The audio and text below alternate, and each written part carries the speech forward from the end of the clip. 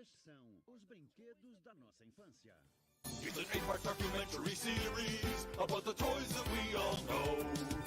Plastic creations that last for generations and we still cannot let go.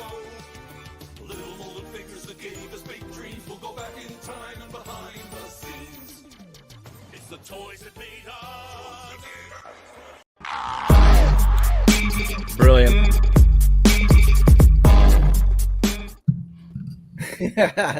We hope you dig the intro. It is episode 100, part 1, A Toy Kind of Mood. Travis Moody here with Ryan and Eric from A Toy Kind of Mood, and we welcome a special guest, Xazyl from Australia, the Sergeant Slaughterhouse. What up, dude?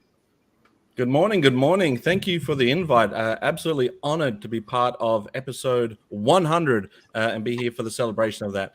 I could not be more excited for this. I've got my coffee ready because it's Sunday morning here in Australia. So I'm going to caffeine it up and just get ready to party with you lads. Brilliant. So on Sunday morning in Australia, do they get ready for the other football? The other football? Which one's the other football? Soccer? Not the North American one. The rugby or Australian rules. Well, AFL, not this side of Australia. But yeah, we've got rugby this side of Australia, but I don't follow sports. Okay. Yeah. I'm not a sports guy. Right, but I'm saying if people do they get up at 9 a.m., 10 a.m. like they do over here in SoCal, getting ready to go to the bar to watch Australian rules? I mean, maybe if they are, I'm not invited. That's what's up. Well, you guys are all invited to our 100th anniversary here, 100th episode. And yeah, it's about the toys that made us. So shout out to them. We actually did reach the creator, Brian, and I haven't heard back, but hopefully he doesn't get too mad and sue us. But this is more about what toys affected us as children and how does it connect to our adulthood. We're going to talk about the most impactful toys of our childhood and the most impactful toys of our adulthood. And is there a connection there? Speaking of connections, we're supposed to have Toy Kennection. He's very busy on the weekends. He's a family man. He's a dad. He will join us later on, and we'll be talking to him. He's, of course, a big toy historian. So, yeah, excited to have him on. And when I thought of this idea, I thought Ken and Xazyl would be perfect for this. And Erick, you're back, man. We're talking lots of Transformers. So when we do more than meets the eye, you're here. What's happening? Glad to be here. Thanks for inviting. Exactly. And Ryan, Rydog, what do you got for me today? Just Joes, and more Joes, baby. That's right, baby. Of course. And I know our fans love our Joes. We're going to be talking plenty of that. But first, our intro is about toys that made us. And let's start for when we were really, really small. I'm just going to go with a personal choice right here. And then we'll add our own. Maybe someday. Will it work? Yes, it will. Look at that. Okay. Now, what the hell is this? All right. So, youngest age, young boy playing in the sand, playing in the dirt. What do you want? Tonka truck. Yeah, Tonka truck. And these were actually kind of expensive if you don't forget about that. But there's a show over here in, I believe it's Providence, Rhode Island, pretty close to Pawtucket. Might have been out of Pawtucket, but I don't know. Maybe Ryan would know about this. Seems to know a lot about toys. But Bozo the Kids Club. You remember Bozo the Clown Kids Club? Oh yeah, I grew up with Bozo. See, Erick knows. So what do you remember about Bozo Kids Club? Do you remember like the free toys that he was going to give to all the kids and all that? Man, that drove me nuts. Honestly, I just remember just watching it on TV. I wasn't sure if it was reruns back when I was watching it.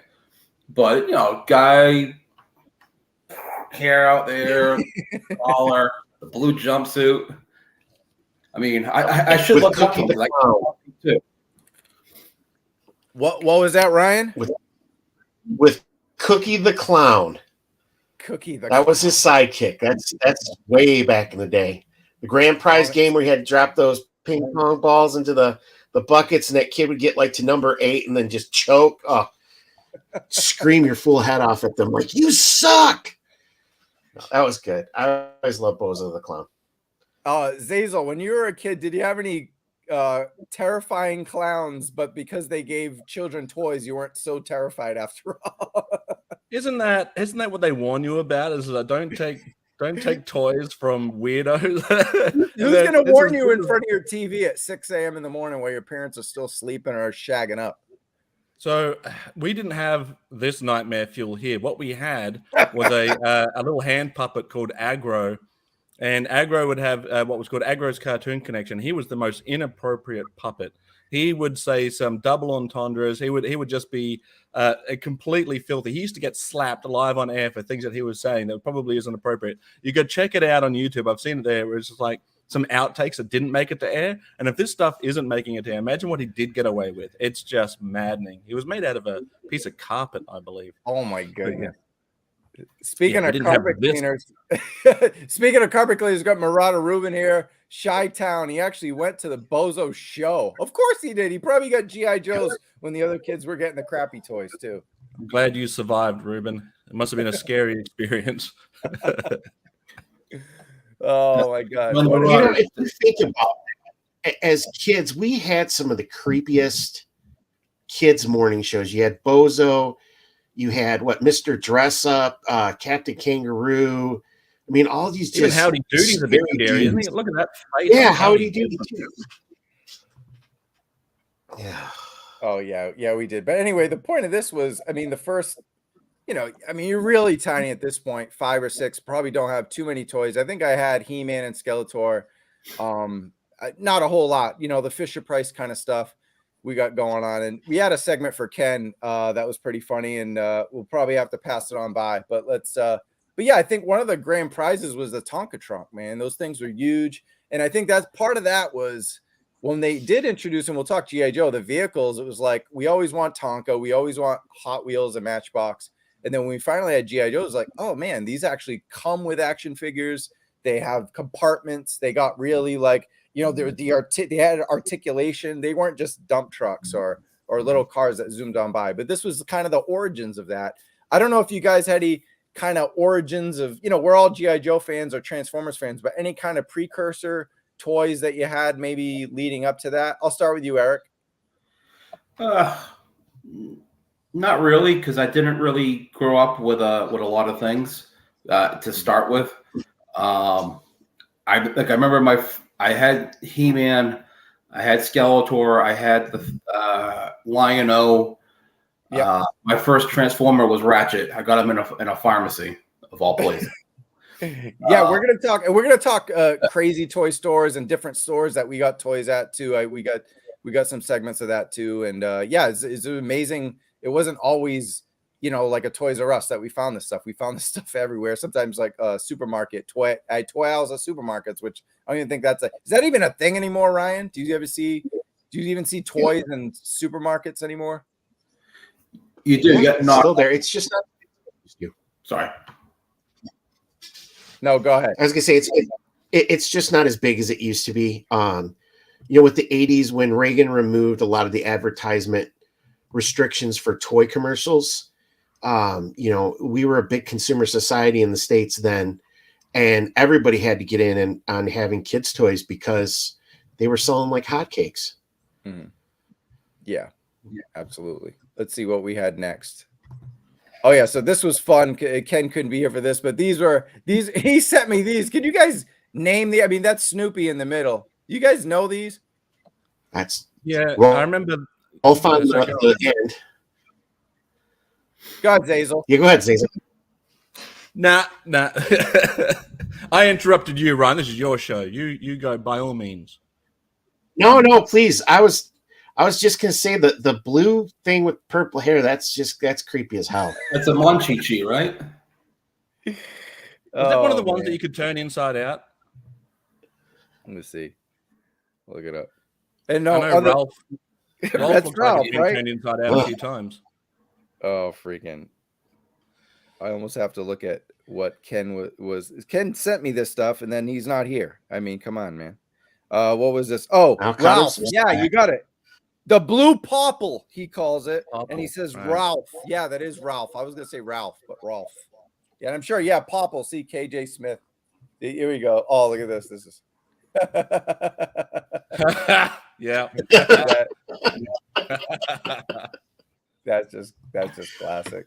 Yeah. I don't know what else you guys had as far as Oh, I remember now. Ryan, you said you had this. The Adventure People. About this. Yeah, talk about. I never even heard of this before. So this was out in the 70s. So the first year that I think I got anything was probably 3 or 4, so 78, 79. But they were the original 3 3/4-inch figures, and they came in all of these different vehicle type play sets. So you had, the race car, the helicopter. I think there was like the news van. They had a fire truck, different stuff like that. The ambulance. I was a big Jacques Cousteau type of fan. Underwater and space were my big things. So they had a space shuttle for the Adventure People, and then also the underwater rescue. So, I had all of this stuff before, Star Wars and G.I. Joe came out. These were my go-to for Adventure Time. Yeah, and do you think looking at this and I'm kind of thinking like this there's some sensibilities here of the kind of G.I. Joe with vehicles being, like Chad mentioned, it kind of being a main theme going on. Well, it says land, sea, and air too, and that's we often associate that with G.I. Joe. Yes. Basic training. And the nice thing about these toys is, just like the Tonkas, they were indestructible. So not only were they a toy, but they were a great weapon. If some other kids were giving you a hard time, you could just beat the crap out of them with your toys. That's awesome. Eric, did you have any? Ryan? Somebody hurt you. Yeah, Eric, you were saying, you didn't have a whole lot, but so you pretty much started off with the Transformers and Joes, or did you had? I didn't have any of this. I mean, this was this.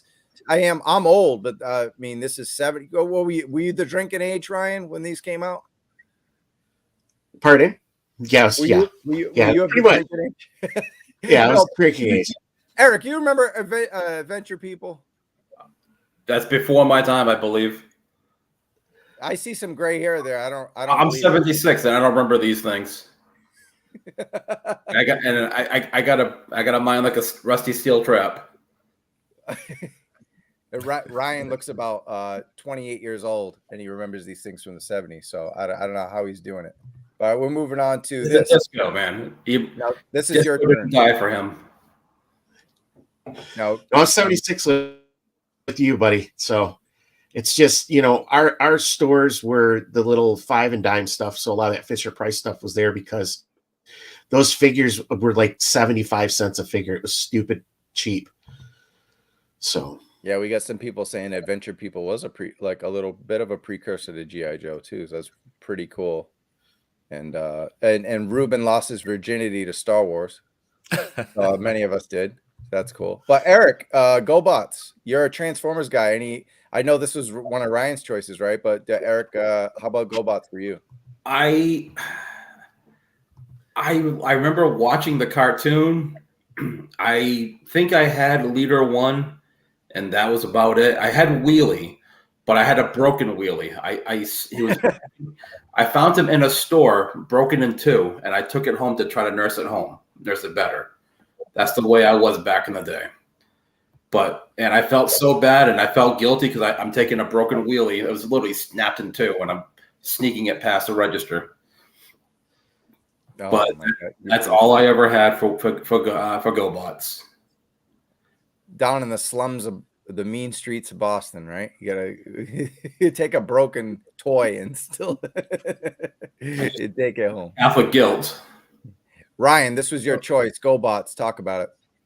Yeah, so GoBots, they had the bigger scale, which you'll see some of them here, but they had the smaller scale, which were more in line with like Hot Wheels and Matchbox. They were a lot easier to transform than what the Transformers were. So you could really use the GoBots with your Hot Wheels and different stuff like that. I always preferred GoBots over the Transformers. And Xazyl, if I'm correct, you guys had these in the Land of Oz, but it was under a different name, correct? Yeah, they were known as the Mighty Machine Men when we got them. Different theme song and everything to go with it. So, yeah, we didn't call them GoBots, or it wasn't Challenge of the GoBots. It was the Mighty Machine Men, Mighty Robots. I've never seen the larger scale Cycle and Leader 1. I always thought they were just a small Matchbox size. So that's pretty cool. But how come I don't know a thing about what went wrong with GoBots and why did Transformers take over so much and not GoBots? I don't know, Ryan. Because Transformers were cooler. They had a cooler cartoon. They had the comic book out there. They had the better theme song. Transformers really just took kids. I mean, it's the packaging too, right? That I don't hate that GoBots box there on the side, but it's no Transformers packaging. No, but going into the future though, they ended up buying Transformers, bought out GoBots, so it's really all one happy family now, just adopted. Yeah, because go ahead. Sorry, it was a toy company they bought, right? Yeah, and inherited GoBots. Yeah, the Hasbro has GoBots. That's why Armada, when that came out, they used a lot of the GoBot names to be the minicons that they put on their shoulders and stuff. If you want, we're gonna wheel right on into this next segment. All right, it's crazy because the toys that sell the most are Barbie and Hot Wheels. We never cover either one of those. Do we have anyone? I didn't even ask you guys this before the show, but anyone in this panel still hunting down, waking up at 5 a.m. to beat out these 50-year-old guys waiting in line at Walmart? I don't mess with that aisle anymore. Those adult Hot Wheels and Matchbox collectors are ruthless, and I will refuse to walk anywhere down that aisle. They will have just everything sprayed out everywhere, just trying to find their thing. They will have no shame and go and ask people for box. I've seen one guy come in and ask for an unopened box and said that after he's gone through it, he'll fill the shelf with it. I'm like, mate, have some decency. It's ridiculous. Oh, anyway, I'm off my soapbox now. No, you're good. So it's like that in Australia too for Hot Wheels. They're just crazy. Oh, yeah. I was going to swear, but I'll hold back. No, you can. It's a toy kind of mood. I banned swearing for one episode, and then on the next episode, I think I said "fuck" like 20 times. So, Ryan, talk about these wheelies here. So my kid, he's 16 now, but he was the Hot Wheels Matchbox fiend. I have like 4 or 5 tubs in my basement just filled with these damn neck breakers because you're walking across your kid's room at night, you step on one of these damn things, they will drop you like you've been shot by an elephant gun. Oh yeah. But dude, you could get these like 2 for $1. I mean, you go to grocery store and get them for $1. It's just a great toy for a kid to pick up.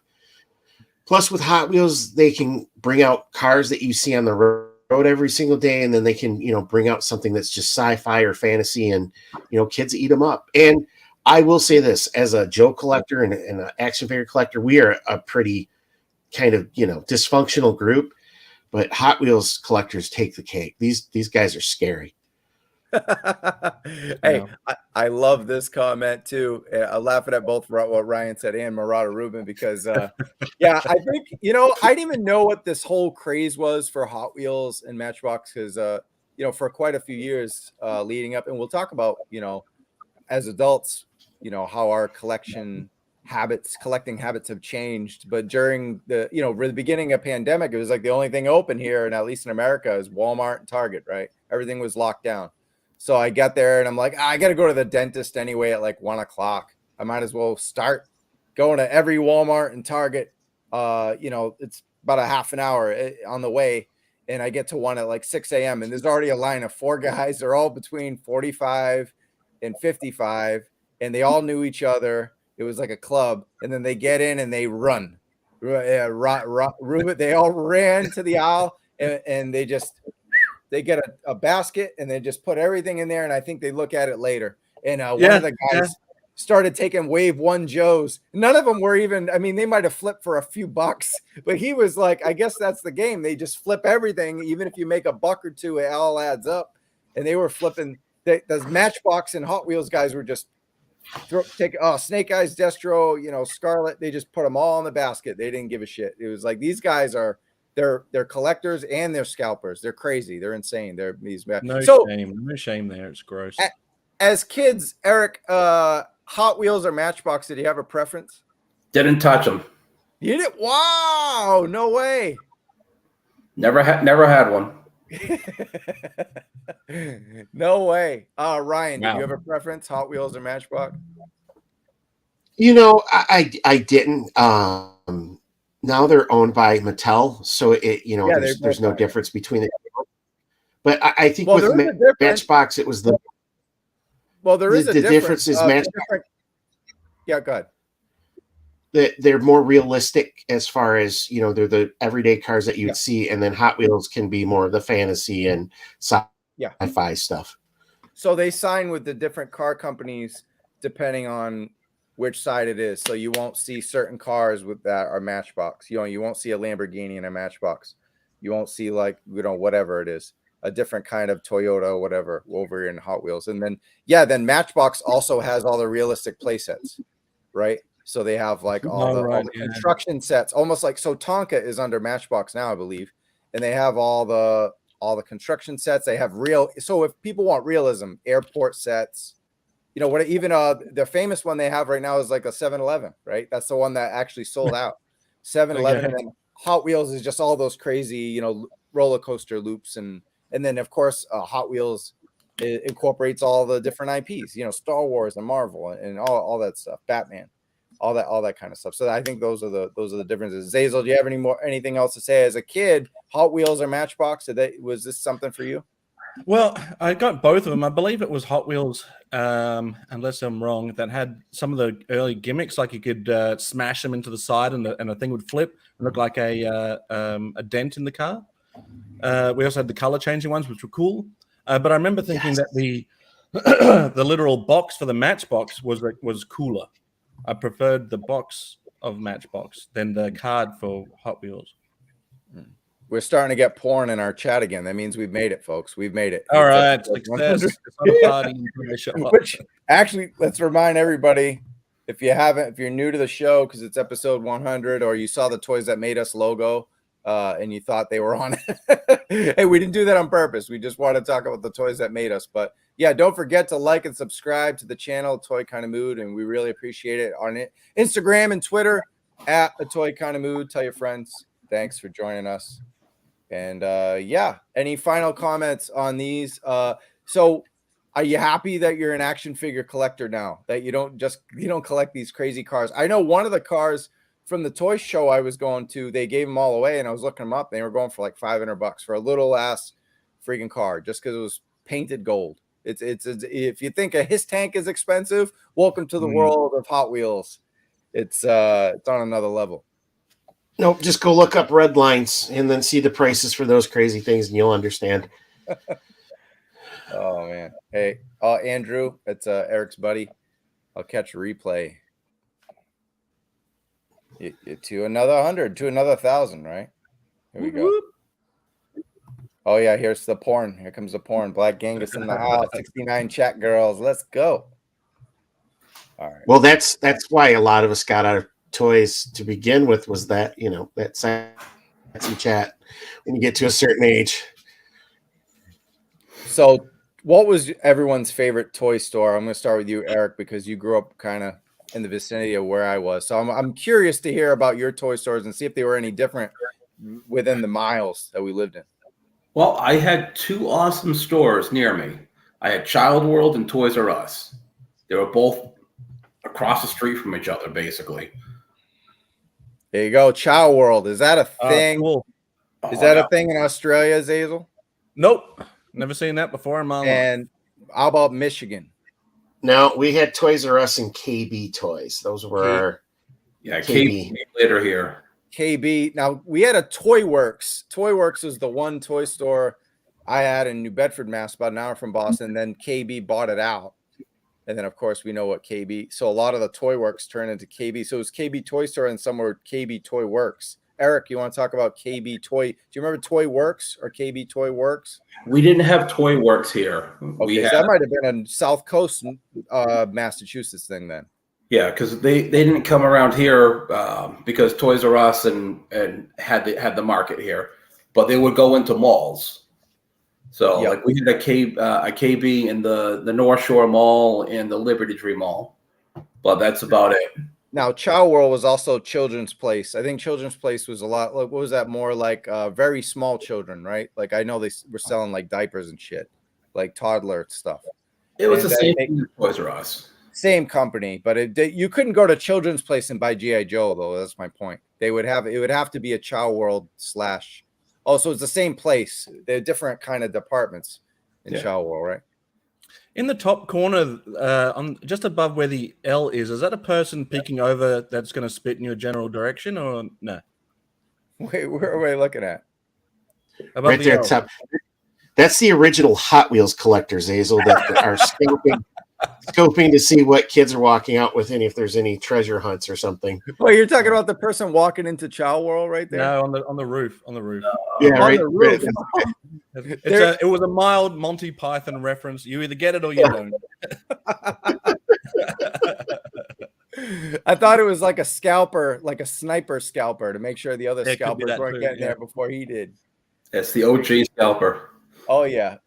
We'll be on part 2. We'll have Ronnie. He'll talk for days about scalping, and he's got Ronnie. Look here, has a lot of stories about scalpers from the back in the day. Scalping isn't just an eBay, Macari, whatever Facebook group thing. There's been scalpers since the old days, right? Dude, there were scalpers back in the old Roman days. Some kid had the whittled wood action figure, and they're like, man, look at this. This is one of a kind. It's one of one. You need it. This would be 3 shillings. In the Outback, you can't even pick up a cool stick without someone trying to rip it out from under you. My next audition is going to be with House of Dragon as a scalper. Oh, man. Yeah, Chow World was a New England area, kind of a ghetto version of Toys R Us. Or like things were cheaper. But the Chow World here was in the mall, so I didn't go as much because, whenever you're in a mall, even back in the day, they bump everything up $1 or $2 because of, they're paying the rent. So it was better for me, or my family rather, my mom, my grandparents, to go to a toy store that wasn't in a mall. So you go to a mall, it's like, oh, that $3.99 toy is now $5.49. And that was a big deal back then, I don't know if you guys have any stories like that about toy stores and price differences. I'll start with you, Ryan. I'm old again. So around here we had Kmart's, and they were Kresge's. They were the Fine with Dime. It's the same corporation owned them. But, I would go there and I would get a Joe. Probably every couple of weeks, Mom would take me, and, it would be like $1.79 or $1.49 for a G.I. Joe. And, that was a big deal, but we didn't go to Toys R Us very often because it was on the other side of town. And, that was just, I don't want it to come off like we were so poor. I mean, I got toys. I was an only kid, but, we couldn't go and buy some of that bigger stuff you'd have at like Toys R Us. It would have to be something special, like your birthday or Christmas. And it was usually the grandparents that would take you over there. Mm-hmm. Yeah, and remember, of course, then there was Zare, Ames, Bradley. I was dying to go to all those stores because they always had rare shit or unique stuff compared to because everybody would go to the toy stores, but they wouldn't always go to the department store. So if you went to the department stores, you went early enough. See, we always hunted, even as 6-year-olds, 8-year-olds, 10-year-olds. We wanted to go early. There was competition back then. There might have been more stuff on the pegs, but there was more people buying toys back then too. So it was still a shit show in the 80s to try to get toys sometimes. I don't know about you guys. We're going to talk about wrestling, and I love wrestling toys, but man, it was hard to find a lot of these toys back then. And then you had people that worked at the toys. They did that too. You'd have a grandmother at the register, pull the toys in the back and get them for her grandkids. Guys, who was talking? Erick or Xazyl? Yeah. Sorry. Honestly, most of the stuff I got as a kid, I actually got it at a flea market. That makes sense. Flea markets were the goat, but that's the greatest place to find stuff. Yeah. We had little Frankensons everywhere, but they weren't overdoing it with the prices. They were just trying to make a couple bucks. They weren't going crazy with it, right? Did you guys have the 5 and dime stores like Ben Franklin's or anything like that? That's That's where I got a lot of my stuff. It was just, those super discount stores are like Value City. Erick Building 19. You have one of those? Woolworth. Those were ones that we had here. But they had shit. Like, you know what I mean? That's the thing. I always went. Building 19 was across the street from where I live, like 2 blocks away. And we went and I never found anything, like anything good. They wouldn't really have, like, you couldn't get Snake Eyes there or whatever. You know what I mean? Or like, you couldn't get Cobra Command. They didn't have G.I. Joes. They just had generic crap, as far as I remember. Yeah. Hey, sometimes that generic crap was good though, because there was a company. It was a Michigan company. It was called Gay Toys, Gaye Toys, and they would make. It was in where? Where was it? West Hollywood. It was, in Michigan. It was. They were called Gay Toys. I'm only kidding. Yeah. But they were like those vacuum formed plastic cheap, like tank / cars, planes, and they would like $3.99, and they were just like the coolest, cheapest toys. But if for a kid, that's all you could get. That was what it was worth. Just liked it. Yeah, I never heard of these places. Byway, Bargain Heralds. Xazyl, you had those discounted toy places near you too, or discounted stores where you could find some good shit? Well, most of the times we were going to places. I never saw a Toys R Us until I was nearly an adult. Wow. And so Kmart was my best source for action figures. News agents near where I was had a selection of action figures as well as the comic books that I would pick up. So it'd be like a double whammy: go grab my comics, go grab my toys. But in where I was living in Australia, it was rural Australia in the Northern Territory, and you didn't always get everything. Like you got your whatever they got, right? They weren't going to get trucks coming in every week with new deliveries. So sometimes you would find Joes on the shelves that had been probably discontinued for a while. I was seeing like some of the later 80s. Yeah, some of the later 80s stuff I was still finding on the shelves in the early 90s just because they weren't going to get anything else, and some of them just over-ordered because they weren't going to get another truck coming for a while. Yeah, thanks, Ruben. Those generic toys were my favorite. I was army building back then. I needed generic troop builders. No, jerk. But do you want to answer this question, Ryan? Yeah, I'm from the Flint area, so mid-Michigan. I think he's probably from like Detroit area or the west side. I got one for Erick right here. So oh no, go ahead. Sorry about that.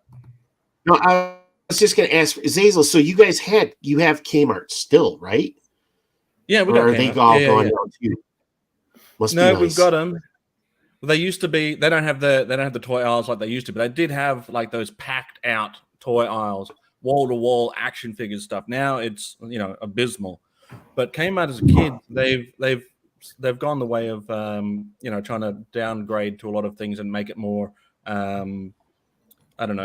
less kid friendly, because it used to be when I was a kid that they have a restaurant there where you could go and sit down and eat.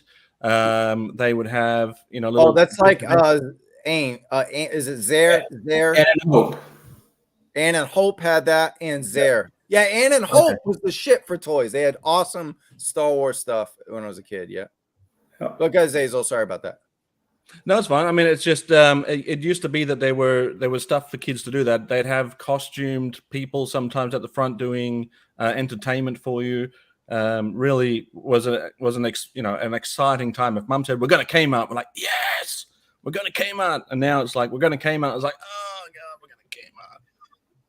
Yeah, it's not the same thing. Enjoy it while you can. Yeah. Yeah, Kmart had a nice little eatery in the middle, and they had the blue light specials, and it was one of the first stores that I went to that it's like you walked in and it was a toy aisle. I mean, they had everything in there. They were just, and that's the days when you could be like, Mom, I'm going to go shopping, just look through the toy aisles. You can spend this amount of money, and you would go and you'd find your toys. You're figuring like, can I get her to spend an extra $1.25 so I can get 2 of these? And you're thinking up the story you're going to tell her about. These are the chores I'm going to do. I'm going to be good. I'm going to get these great grades. This is why you actually do this for me. You never promised more than when you're in the toy aisle, I'll tell you. And the toy aisle was like the babysitter while Mum had to go and do what she had to do. And yeah, but I'm with you there, Ryan. We would go, okay, all right, what are we going to do so we can get this? And I promise I'll be the best, making those empty promises. We'll never fight again. It's like, yeah, all right, mate. I'll never find the storm shadow again. You don't understand. You don't they only get it, have Mom. like one of these in the county, and I have it in my hand, and you've got to buy it for me. No, but you don't understand. Yeah. I know the struggle. I was usually only able to get one at a time. So I think that's better than zero. So I guess, Well, yeah, that's true. On a shopping spree every single time. So this one's for Eric right here. Here we go. Christmas tree shops. What did they sell? Christmas trees? They actually had some toys, but they didn't have like big Hasbro or Mattel shit, but they had some stuff. Eric, what do you know about Christmas tree show? I always knew not to go there. Really? As a youngin'. As a kid and as an adult, there's nothing there for me. Oh man, come on. Have you ever been and looked in the toy aisle? What was it? Generic stuff, right? Yeah, it's all knockoff generic stuff. And speaking of which, I love my generic stuff. Muscle Man.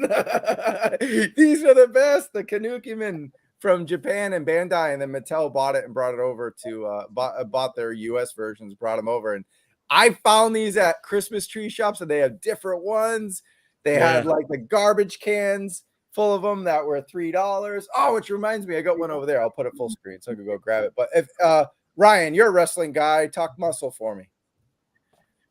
So muscles were, what I like to consider how a lot of us kids learned how to deal drugs, because you'd have the one kid who would pick these up, and then you would get other kids' lunch monies. You were the dealer for picking these up because you had a secret spot where you could find some of these, and you would have your favorite one, and then you'd have battles at the lunch table till the cranky lunch lady got pissed off because you were flinging them all over the place. But these were just a fun toy that you could pick up. They were dirt cheap too. And if any of you had the Nintendo when it first came out, they had that just really bad wrestling game that was so much fun to play. But these guys fit into that. And that's made you want them even more. There it is, the worst game of all time. I've never seen that game. I mean, look at that screen. I've never seen a worse video. They're not even facing the right direction.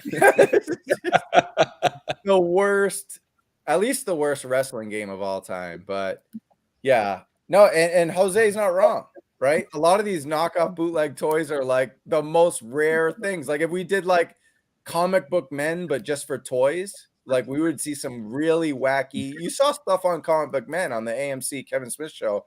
They brought in some wacky stuff that you were like, how is this worth $400? It was like $3. But yeah, that's just kind of Starman is from Starman is from pro wrestling, but he's not a muscle. No.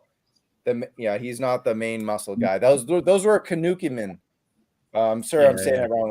But he looked like Starman. So in your little kid brain, you could tie those two together. Yeah. They had the 28 packs, which I never got to get. I always picked them up, asked my mom. They were $7 back then, which is like $50 now. And they were like, nope. They had the Thug Busters, the Cosmic Crunchers. These were fun, man. You couldn't, they're 2 inches big. They're not articulate or anything, but they're just in crazy detail, though. Amazing detail. Look at these things, right? So I loved these guys as a kid, and Ryan's not wrong. You would trade them on the schoolyard, and now they've brought out. I've got the Sergeant Slaughter muscle that they brought out a few years back. I was like, yeah, this is brilliant. I don't know why WWE didn't, or WWF back then. I don't know why. Yes. Oh, brilliant. It's Ted DiBiase and Hacksaw and Jim Duggan. Yeah. Oh, it's so good. I was like, this is brilliant. Need to own it. Obviously, need to own it. Yeah. No, but continue. I'm sorry about I was cutting you off.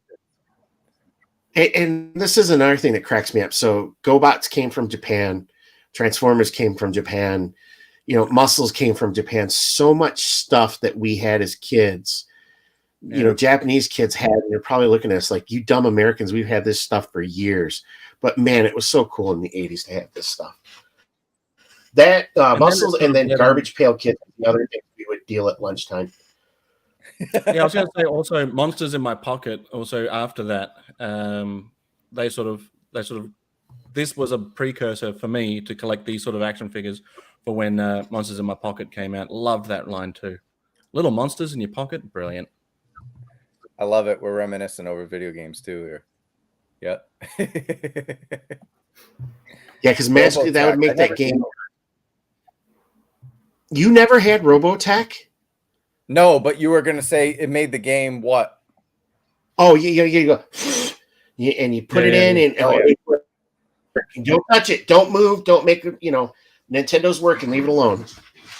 It was like playing an accordion that didn't have any music.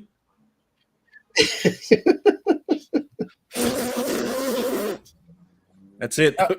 Now, Eric, I forgot. Are you a wrestling guy, though? You didn't mess with Muscle, but are you a wrestling guy? I knew of it, but my friends were into it. I had to limit what I could do. Oh, but you're not a wrestling guy as far as you never watched it, you didn't collect it. So this segment is gonna be tough for you because it's this segment is all so just cheer us on, laugh, clap, be a wrestling fan for us. I watched the 80s cartoon. That's about it. Oh, okay. What was it called? Hogan's Heroes or something? Rock and Wrestling. Rock and Wrestling. Hulk Hogan's Rock and Wrestling. And I've worked with a lot of wrestlers too at shows and stuff. Like I worked with Sting, Hulk Hogan, Sergeant Slaughter.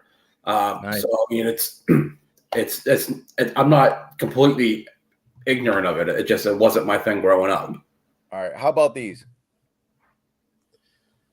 Oh God, the Wrestling Brawling Buddies. Ultimate Warrior, and I don't know the guy on the left. Sting. So the WCW Sting. So these were wrestling buddies, and they AEW's making them right now. They got like Kenny Omega, and I think they had a few other ones, Darby Allin and stuff. But yeah, these were my pillows as kids. Those two on the bottom I had. And what was that tag team called? The Sting and Warrior, Ryan. Well, they weren't Sting and Warrior, were they? It was Dingo Dingo Warrior is Ultimate Warrior, and Sting. They were. Do I have to Google this? Yeah, I just literally showed one of them. I think this is the pictures when they were in Memphis. So they were under a different name, like they were the All Americans or something like that. But Blade Runners. Blade Runners. Thank you. But God, jacked up Jim Hellwig. I mean, you want to talk Orange Cassidy freshly squeezed? He was freshly juiced. That dude was huge. Yeah, but this is like pre-juice. I mean, they were juicing, but they weren't as veiny back then. If you look at the old pictures, they were kind of just big. But yeah, anyways, did you mess with Wrestling Buddies, Ryan? No, I had the LJN toys. Again, another toy that you could use for self-defense because it was so big and heavy. There you go. Right on cue. I actually witnessed a buddy of mine. He had pissed his sister off so much that she took one of his LGNs and just whipped it at him.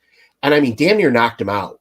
Yeah. I mean, just cold cock right in the head. And it's like, I never made that girl mad again. Oh my God. You can't tell by this picture, but weren't these like 12-inch scale or 10-inch? These were big, right? They were like 8-inch scale. What's up? They were bigger. I mean, they were, 8-inch, I think. Nothing to mess with. But they were just, the wealthy kids are the ones that had these. My friends who parents either had one was a professional or a nurse or something. They had these because these were expensive even back then. I think they were like $8 or $9. So that was bit pricey. But man, those were so cool. The ring, you could pull them back and shoot them off and hit each other, and it was just so much fun back then.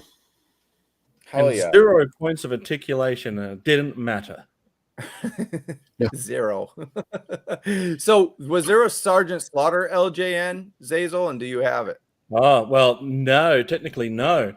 The reason why the G.I. Joe made a taller version of a rubber Sarge was rubber Sarge. That's a weird sentence. Was to compete with these guys. But as Sarge tells it, he went to Vince with G.I. Joe and said, hey, we can do this. And Vince is like, no, we have LJN happening. We can't. So you can't. And he's like, well, I'm going to do it anyway. And off he went.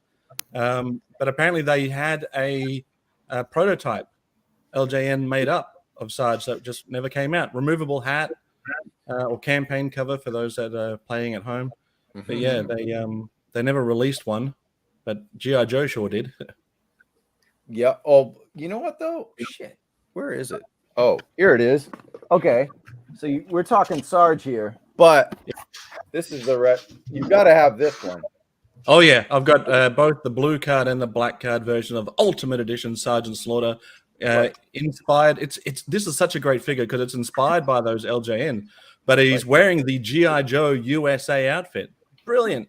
Which is exactly the outfit he wore when they brought him out in the Hasbro taller version. Right, and this is actually going to be. We're bringing it in here. We're going to talk actually toys that are modern for a second, just because of the callback here, because we're connecting our childhood to our adults, and now they just announced these are on sale right now on Mattel Creations, and it's the Coliseum collection, $70, Terry Funk, and the OG Hulk Hogan, a WrestleMania 1 look. Is there any interest in there, Ryan? The Funker, yes. Hogan, no. They just announced today. Yeah, they just announced today, too, before we got on, that the next ones in the Coliseum series are going to be Jake the Snake and Ravishing Rick Rude. Right on. Oh, they look very similar there, though, don't they?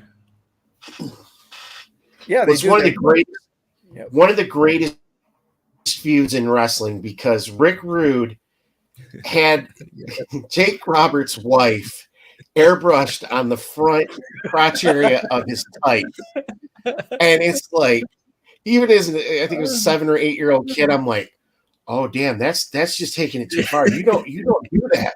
You don't do that. But homeboy did. Yeah. Now I gotta ask this. Maybe Ryan can answer this, or Xazyl. Rick Rude LJN, possibly the worst. How? I mean, I don't even have a. Is it really that? I don't believe it.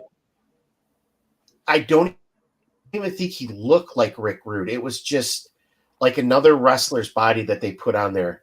Go to Toy Kennections YouTube channel, and you can watch. Ken goes over all of these, because he has like a lot of these LJNs, and you can see like some of them are just, it's heinous what they did with some of the sculpt. Speaking of which, we got TK in the house, and we're talking just in time. Are you there? Are you there with us, Ken? Damn, I was having such a great nap backstage. I was hoping you wouldn't bring me up at all. I took a picture of myself like waiting backstage. I was gonna send it to you if you never brought me on, and I was gonna be like, yo, that was an amazing backstage session. Just watching y'all talk wrestling, and I get to be off camera for the whole time. But no, you eventually found me hanging out backstage there. Oh God, thank God. Where are you at now? Are you out with the family, or because we gotta ask you about this one, brother? We got to ask you about this one. We're going back. We're going back to our child. Send me these pictures, so it's your turn, man. Are you sure you want to go backwards? I was having such a good time listening to the wrestling. We'll get back in the squared circle in a minute, but we got to ask you about these things, man, because they drove some people crazy here. Here he is. Did they? Did you already talk through this, and then like now you just wanted me to provide some candid commentary? You've got some explaining to do with Ralph, basically. Yeah, Rolf looks like he's ready to get violated. And what the hell is that blue thing with like the pink brain type thing? Like, that's just heinous. Okay, so Christmas 1988, I open up a present, and the blue popple is inside, and I'm like, this is like the greatest thing on earth. I had no idea why. I know I'd seen the cartoon, couldn't figure out why I got one for Christmas, but was happy to get him. So there's him. The Snoopy in the middle is just because he looks like an overweight Snoopy. In fact, I think that might be the one back there. Yeah, it might be right. It might be him, or it might be one of the other ones in my army of Snoopies, because I tend to army build in the way army build guards and stormtroopers and all that stuff, and horde troopers. And Ralph was just, one day I came home and my son had left him in that position, and I thought it was the greatest photo, one of the greatest photos ever. So I was like, yeah, there you go. So when Travis That's like asked me, 3 toys from your childhood, I was like, well, I could be snarky or I could be serious, and I went with snarky. So Oh yeah, no, That's that was not good. like So you, so man. the Snoopy is the Snoopy is the dad bod Snoopy, and then the Rolf is the American Pie scene, that we don't talk about. Yeah. Well, while you were talking about Ravishing Rick, the reason I had my camera off is I was trying to find an old photo of something of something to do with that Ravishing Rick figure, which is why I didn't have the camera on. But I will find it. So sorry, do you want me to comment on anything else regarding this, or should we hide my shame finally, or should I be proud of this? Be proud of it, man. No, You should be proud of it. You should be proud. And you're in Canada. Was there Christmas tree shops or a Chow World there? And there was no Child World as far as I know, at least not in my area. And Yeah. You're big. So what was your? Oh, go ahead. Sorry. You'd say what was your go-to toy store then in your part of Canada, your west side? So there was Toy City for the longest time, and then when I was about 11 or 12, they eventually came up with Toys R Us here. And then, oh God, what else was there? There was Toys and Wheels nearby. I mean, all these places that closed down that I'm not even sure if they're if most people even know about them. Anyway, I'm trying to share a screen here. Can you see it? Yeah, hang on. Oh, there we go. That's terrible. We're gonna get kicked out the air. We're all done. Our YouTube careers are over after this one. Oh my goodness. Yeah. So I happened to jump on while you were talking about Ravishing Rick, and then of course I'm like, I posted this on a Facebook group about 2 years ago, and I'm like, this is just perfect. It's like you tell whatever narrative you want. Tyrion Lannister as Hand of the King, completely passed out, and Ravishing Rick takes a piss on him. And does he get away in the WWE limousine, the McMahon sponsored WWE limousine, on time, or did the Knights of House Lannister come and behead him first? And I put that up, and depending on your mileage and depending what you were into, different people gave different answers. You were either pissed off that Tyrion got pissed on, or you were fully in WWE gimmick mode. So you either got it, or you just got it, or you didn't get it. Oh, man. Well, we'll stick with wrestling, but we'll get a little less ravishing. I do want to quickly we'll get back on track. But while I have you here now, do you have a history of muscle? Other than the muscles I don't have on my body, That's no. what I'm saying. Besides the gym. Yeah, besides the gym that I don't frequent, no. How about this game? You love this game, #1 ranked video game, and according to IGN. Really? No, it's. I was gonna say I thought Jay Bartlett was playing that game earlier. I thought it was called Mike Tyson's Punch Out when he was on earlier. So anyway, yeah, no. Did you know they had WWE muscle? I didn't even know that. I did not know. I did not know for the life of me that they did that. No, and I had shown this, and let's see if we can. I got this at Comic-Con a few years ago. Super 7 did they did a bunch of these for different ones, but this is Masters of the Universe. And I had a bunch of packs. I sold them actually, but I kept this trash can. Gotcha. And then, where else we're at? Oh, Wrestling Buddies. Doing the speed round here with Ken. Oh, it's all good. It's all good. How about this Wrestling Buddies? Do you have any room? Does your Snoopy want a friend? They were a little too violent. When I asked Snoopy about it, he was like, I mean, not that he has a mouth or a voice, but I kind of got the idea that he said no thanks. Yeah. My friend had these though, and I would go over and bash his Warrior and Hogan around. So about 2 months ago, he still had his Hogan. So I'm like, see, I'm not the only one who keeps my stuffed dolls from youth. And he's like, this is very different kind of stuffed doll, Ken. Mine's memorabilia, yours are just guilty. Yours are just guilty pleasures. No toy shame.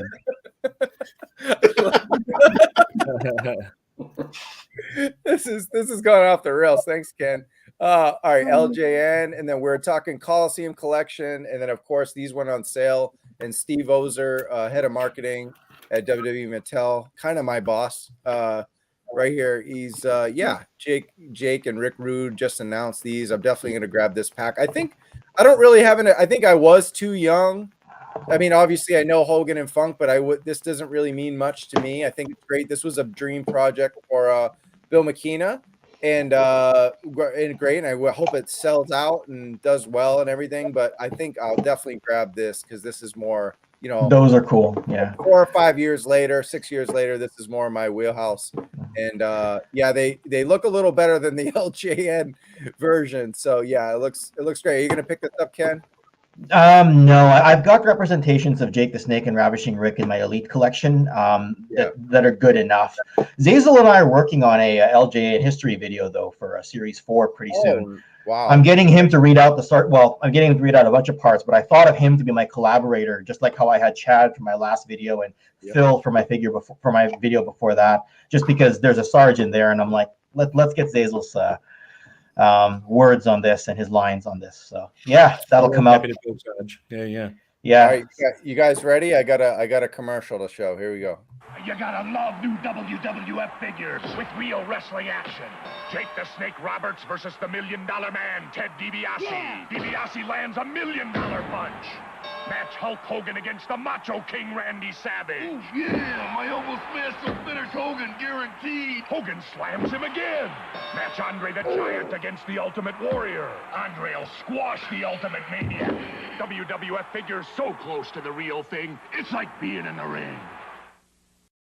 Oh yeah, guys. Oh yeah, brother. These are, if I had to pick one toy that meant the most to me of all time, it probably is this. It probably is not G.I. Joe, believe it or not. It's the Hasbro WWF Federation figures. I remember that belt and the belt holder, that little kind of awkward table that was connected. The ring was just, man, I had my Marvel versus WWF. I threw in Terminator. I mean, this ring was nice.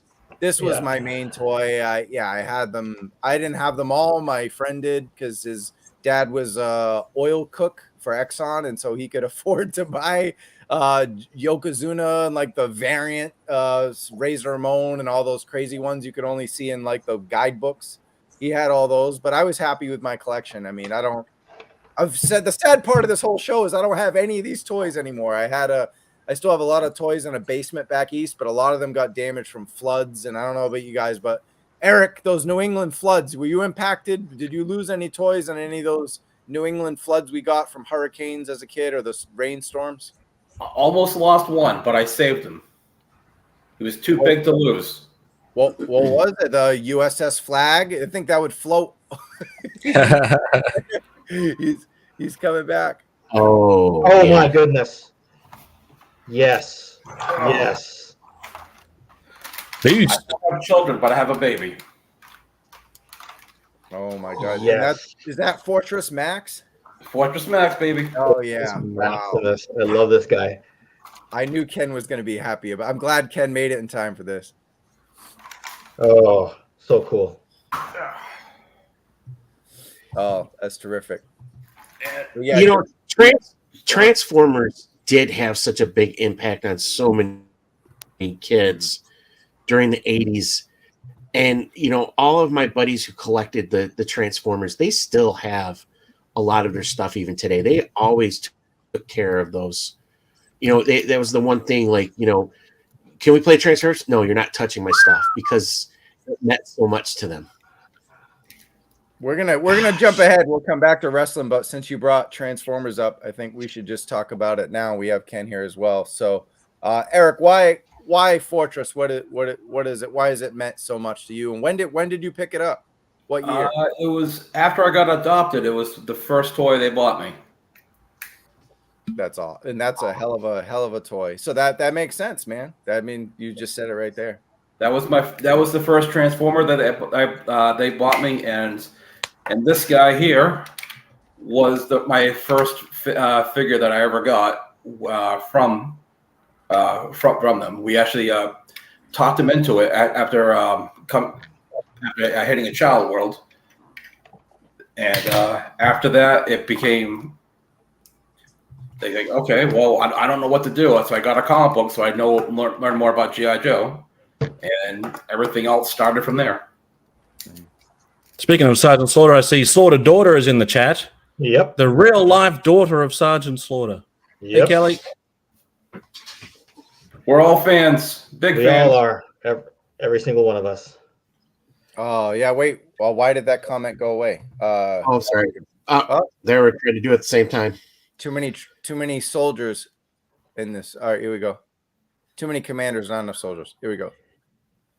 Yeah, it's tough. The floods really they killed everything. No matter how much, I mean, it was tough. When you're a kid, you got stuff on the floor, you're playing, and then you go to bed and you wake up and there's a 3-foot flood in your home, in your basement, and that stuff's it's gross. It smells like shit. So you throw it at your parents. Don't want to keep that. They don't want to clean it, and we didn't have the kind of technology to. Now they get stuff at Target. You wipe it up. It's no big deal. But man, we're talking the 80s, right? It just goes in a bag, and that's it.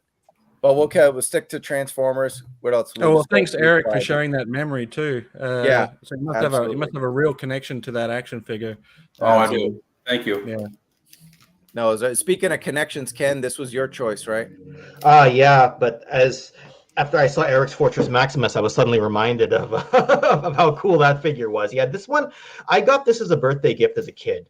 I'm not sure. I mean, it's a 1988 toy. I'm not sure why it was on the shelves in February of 1990, but when I got asked what I wanted for my birthday, speaking of toys and wheels, that's what was there. So we picked it up. I went home. I still have that one to this day.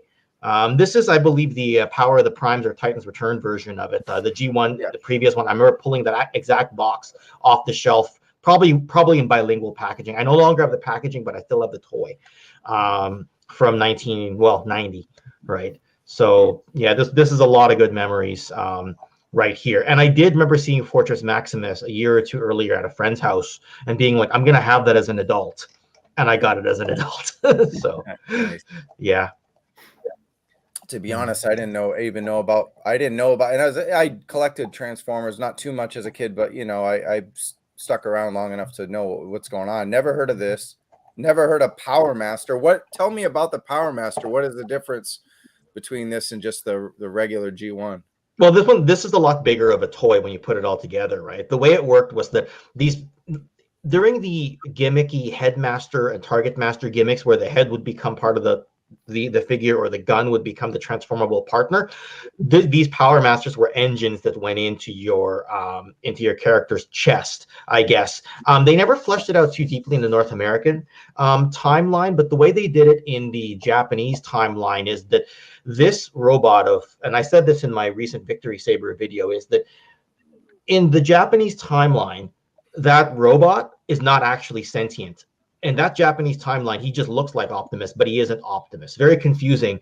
And then the partner that goes into his chest, that's the sentient being himself. And then he kind of powers it, and the transector, or like robot body, gets powered to life.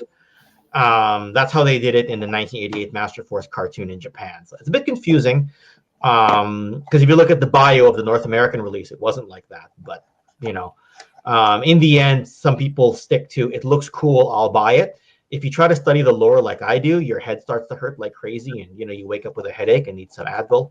So, but me, I'll have a headache and I'll do it anyway. So, and we got one more here.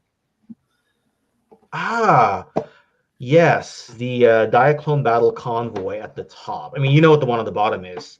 This was one of the ones I mentioned to you, right? About why it's special to me, right? Like why it's special to me as an adult. Oh no, tell me now. Yeah. Oh really? I could. Okay. I mean, you might have, but I think I was telling you, like, I was on a hike and you were writing like paragraphs. I was like, all right. I do that. I do that sometimes, right? I either give you one word answers, or I give you paragraphs. I gotta find, or not even one word answers. I give you like the thumbs up. And I'm just happy you're talking to me at all, Ken. Oh, we're good. We're good. I'm happy you're talking to me. You're the famous one. Oh, right? God. All right. So Diaclone. Okay, so the thing I liked, why that the figure on the top is extremely special to me, well, they both are, is that I'm a big fan of toy histories, as you know. And one thing I really like is the prehistory of toys. I've been hoping to do a topic on this at some point in time. So, like, we know the big three as Masters of the Universe, G.I. Joe, Real American Hero, and Transformers, right? When I can go back and study, like, the 1960s and 70s Movable Fighting Man and Adventure Team, like, I just got Daryl DePriest's book up there. And I love to study that, what I call the prehistory era of the big three. And like with Masters of the Universe, I like looking at things like the Big Jim Cat that came before Battle Cat, or the Eagle that came before Zoar and Screech. With Transformers, they had the Diaclone and the Microchange. And what was shown there was the Diaclone version of Optimus as Battle Convoy before he was sentient, before he was a Transformer. And to me, that's like the ancestral start of what it represents in toy history is so important to me, that having that in my collection when I got it as a Holy Grail a year ago, like I eyed that piece for nearly 20 years, missed it the first time because I was a student in university, couldn't afford it at the time. It cost me more than that to get it last year, but by that point I had something called disposable income, which I didn't have 2 decades earlier. Right. And was just so thrilled to get it. When I got it, I just couldn't take my eyes off it. I just sit there for like for so long, just like, because what it means to the history of what Transformers became, right, is a big deal to me, right? So yeah, fan of toy history, I guess is what I mean. Basically, most of the stuff you have on your channel is kind of what you inspired me, to be honest. I was like 100th episode. Well, we did our 2-year anniversary already, and we kind of like, I didn't want to replicate that. Just talking about today's toy topics, I was like, let's go back. We haven't done too many retro things. I know, shout out to, again, Ronnie is pretty big, and when we have Erick on, he likes to go back. But it's nice, man, because you have a whole, like, your channel is like a museum in itself. And I know the Sarge's ace in the hole there, Xazyl, he loves to go back and do a lot of retro stuff too. So yeah, having you two guys on today, we're not done. I'm just like thanking both. Now that I have you both on camera, I wanted to thank you both as guests to be on, because your shows and a lot of your what do I say, like your show, I guess your episodes, they really inspired me to do this one, because they feel like kind of virtual museums, if you will, of toy collecting. And it's nice to go back instead of, because Ryan, KJ, Bobby, and I, we tend to talk about, Hasbro this and all the stuff that's going on, with the YouTube wars and all this. So just to sit back and reflect on, the toys that we love. Like, this is a modern, there we go. This is a modern Soundwave, but when I was a kid, this was my dude. I mean, everyone had the truck, right? Everyone had the trailer, Optimus Prime, but I had Soundwave. That was my guy. Yeah, I'm wondering if this guy inspired me to like be a hip hop fan, because I'm like, he kind of had he was hip hop before, while it was old school, man. Because I'm like, as soon as this guy came out and I had him, I started listening to like Wu-Tang and Public Enemy and Nas. Is that the new legacy version? Is that the new legacy version, Travis? No, this is the Netflix one. Yeah, the Netflix. The Netflix. It was just like a white box kind of version. Oh, the Netflix with the 2 cassettes. That's the one I have too. I just wanted to show this because I'm not like a super Transformer collector, but just having this was really, really big. Oh, you better unsubscribe from Toy Kennections then if you don't want to become a Transformer collector. Right. It's either I either lose a sub or you lose your wallet, and I would rather lose the sub than you lose your wallet. Let's put it that way. That goes for any of you. Yeah, absolutely. Before we travel on from Transformers, Erick, did you want to kind of talk more about anything from Transformers that connected your childhood to you now? Because it seems like when we have a big like Transformers fan first, we're always like, can we get Erick on? Because you're always good and you kind of know what you're talking about. So I've been there since the beginning. It's I've been very fortunate that I've got to meet a lot of the voice casting over the years. Oh wow, that's cool. Yeah, I there was a show in Rhode Island a few years ago where we had Colin Wackler and Berger there, and I got to actually sit backstage with them all because I was their unofficial handler. And like we sat there for about a good 15-20 minutes just shooting the shit with each other. And then when it went up on Berger didn't go on stage. It was just the two, and not one person in the crowd got to ask a question. It was just one moderated discussion, and they left. So I had more one-on-one time with them than most people did in the whole show, and like it blew my mind. But growing up, I was adopted, so I got to have 1 hour of TV a day. I got Transformers and G.I. Joe. And if I wanted to watch TV later on, I had to watch what my parents were watching. I didn't have a TV until after Next Generation came out. Because I sat on my grandmother's bed and I watched Next Gen, and she told me I had to stop because I can't watch it because Murder, She Wrote's on. And I go, no, it's tomorrow. And when I corrected her, the next week, Dad bought a new TV. He put it in the living room. The living room TV went into my grandmother's bedroom, and that one went into my room. Oh, nice. So I'm very fortunate that I got to enjoy these things, and I had a close knit group of friends growing up. That I'm lucky, and it became it was our thing. Yeah. I'm sorry to just we got to take a detour here. We're gonna lose Xazyl. He's got his own show over on, and he could follow his channel right here. But we couldn't let him go without talking about Sarge really quickly. Before we'll get back to where we were, but right here, right? So we were talking about WWE Hasbro. Did you have these WWF Hasbro as a kid? Because I certainly did. I had them. They were all scuffed up. I banged the hell out of them, against each other, and they had crazy wrestling matches. Talk about Sarge as a kid. We're first with wrestling, and then we'll talk Joe.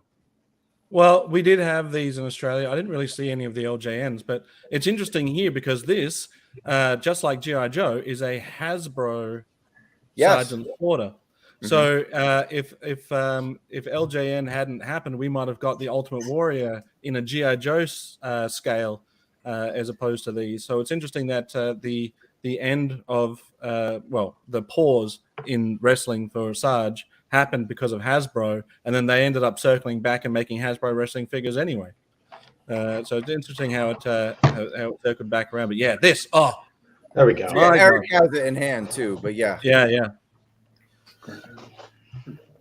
So I'm a big Sergeant Slaughter fan, but I never ever owned a G.I. Joe Sergeant Slaughter as a kid. I was always on the hunt for it, but could never find it. So I was an adult collector before I picked up a Sergeant Slaughter G.I. Joe action figure. But always wanted to find one of these, but just never did. Well, hopefully they come out with Go ahead, Erick. Sorry. Oh, sorry. I hate to tell you, I got mine when I was about 8 years old in a liquor store. Liquor store. That's insane. That's crazy. Really? I was just gonna say, Xazyl, that hopefully they come out with a nice O-ring version of this for you. We could talk classified all day about that everything is a HasLab and all this stuff. But as far as we got some cool stuff coming from O-ring. At least we did on the Hasbro Pulse. So hopefully they come out with this now that they have that deal with Sarge again, right? Well, I am hoping that if they do bring out another Sergeant Slaughter O-ring, I hope they bring out something a little bit different. More to his cartoon colors would be fine. But I'm happy for any new version of Sarge. If they did one where he was wearing like a jacket like this when he was doing the vignettes for G.I. Joe, that would be cool. But I've since made up for not having any Sergeant Slaughter action figures, so now owning over 400 G.I. Joe Sergeant Slaughter action figures. So I'm trying to get to 777, and I'm past the 400 mark now. So that's awesome. We have to get Xazyl to 778 because I have one Sarge I really want to buy from him to get him back down to 777. And that's the Fun School Super Cop. That I will buy off Xazyl when he hits 778. Yeah. When I've got too many, I'll have to start palming them off. I was like, no, I said 777, no more. Thank God. I got this. Oh, we keep blocking Girl 69. All right, man. I'll let you go do your show, but with this, thanks again for joining us, and it was a pleasure. And we're gonna continue here with Toy Kennections. But man, have a good one, dude. Yo, Joe. Thanks, man. Happy 100. Thanks for having me on. Thank you so much. Thanks, hey, I also shared Kelly's channel too, so I think you're doing a double feature tonight. Is that true? Yep. So I'm wearing the Sorta Daughter shirt now. We're actually going to be going live very soon on the Sorta Daughter channel. She's going to be talking about the wrestler that inspired her dad, Sergeant Slaughter, to become a wrestler. So I'm interested to hear that story. We're also going to talk about the Diet Coke commercial, which I'm not sure what the history behind that is, but I can't wait to hear that too. And then after that, we're jumping on my channel to, there it is, the original Sergeant Slaughter action figures. We're all going to...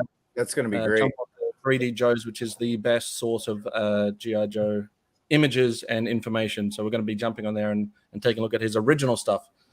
See if we can try and get him to pick his favorite, which is a difficult thing to do.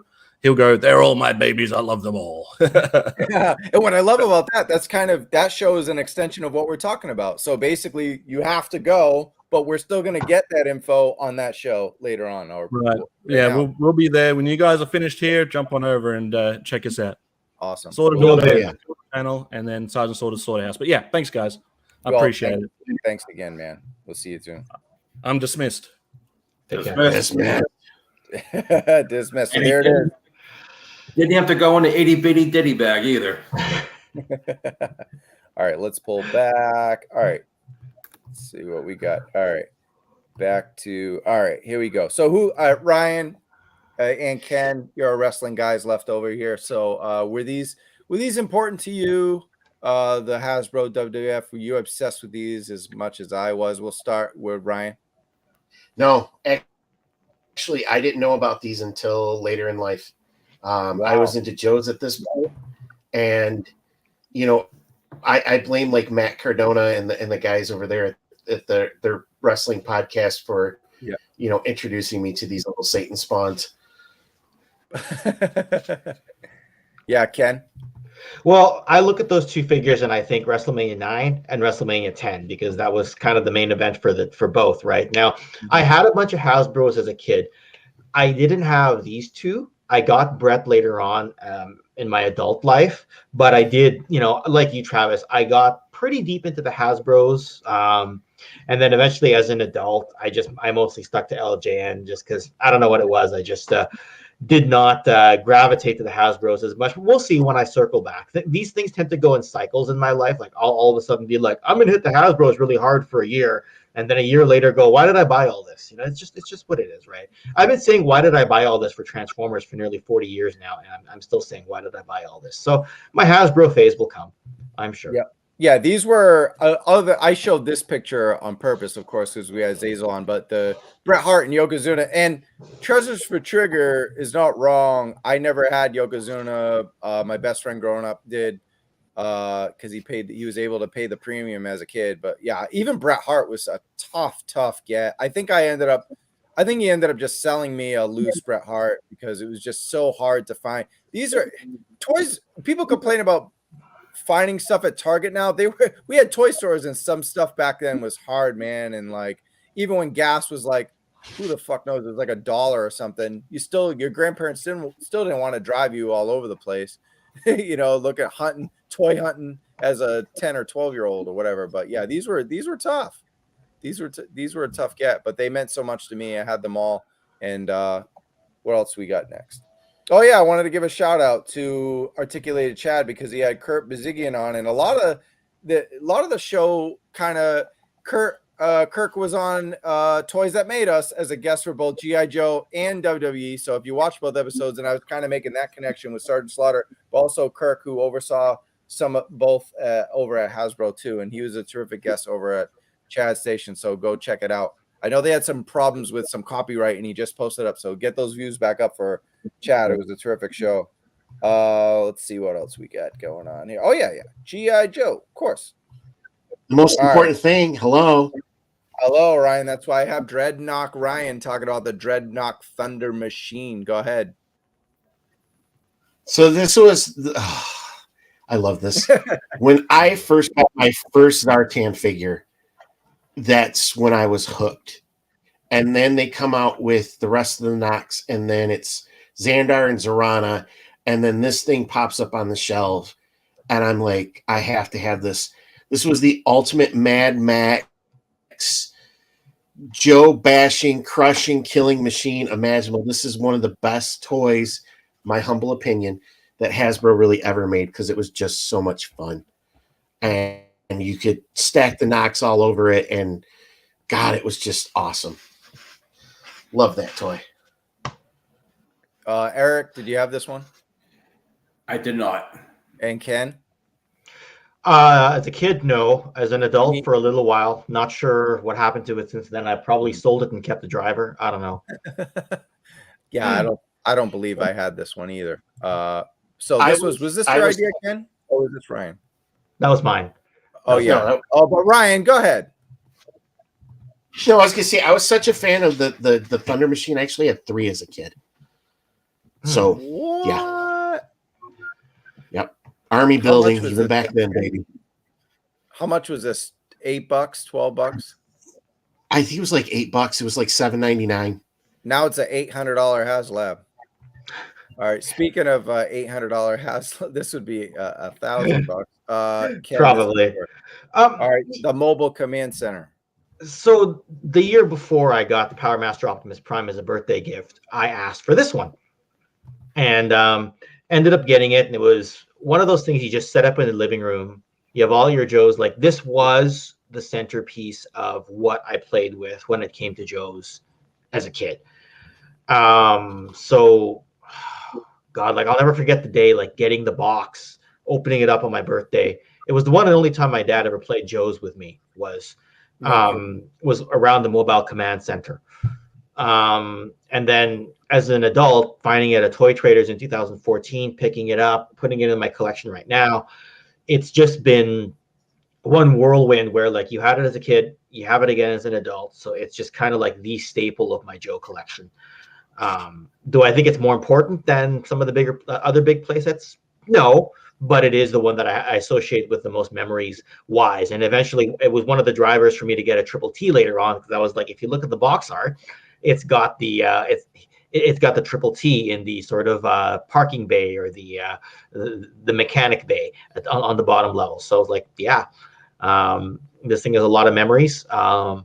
I display it like this in closed mode because it's the only way I can get into the bookshelf. But I open up the top level so I can display all the Joes on top. Oh, that's dope. Right, put some stuff on the bottom level, or like where the entrances are to levels 2 and level 3. I put a guy peeking out the side there.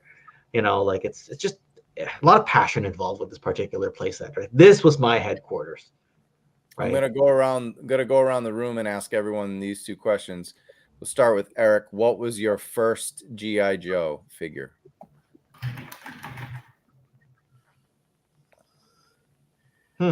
Yeah, we did discuss that. So, and that obviously your first vehicle and figure. Yeah. There you go. Nailed it. Ryan. I had the gliders. I got both of the gliders for my birthday. And then I think Skystriker was Christmas. I had the gliders and the Wild Bill and the Dragonfly were my first Joes. That's great. And I was, that was just blew my mind with how cool they were. Mind blowing, Ken. First Joe, I can't actually remember. It was either I got the Renegades very early. Not sure if they were my first Joes. And I got them around the same time as I got the Cobra Law 3-pack, which is probably why I don't like Cobra Law that much. And Falcon, all kind of got them at the same time. And General Hawk. I kind of got all that like within a short span. So I can't remember which one it is. So have a hard time remembering my first Joe specifically. Here we go. We got some good comments in here. Everyone's chiming in. Yeah. Pain, rock and roll. Marauder had Breaker. Happy Accident had Breaker and the Cobra Glider. Wetsuit for Treasures for Trigger. And Blowtorch for Danjamin. Thanks all. We're seeing a lot of new faces today. I saw some new comments first time here. Thank you guys. Really appreciate it. Thanks for joining us. A bunch of us shared it. I shared it about 15 minutes before the thing started. While I was walking through Walmart. I'm like, oh, I got to share this. And then KJ shared it and Xazyl shared it. So we're gonna get some views for your 100th episode. All in the family. And check out James, aka Ratface44, on his channel because review of the classified Serpentor. He had picked it up at GameStop. So if you want to see what the figure looks like, wait, classified Serpentor at GameStop? Yeah, in Canada. Canada. Oh, in God. Canada. He's Canadian, right? So yeah.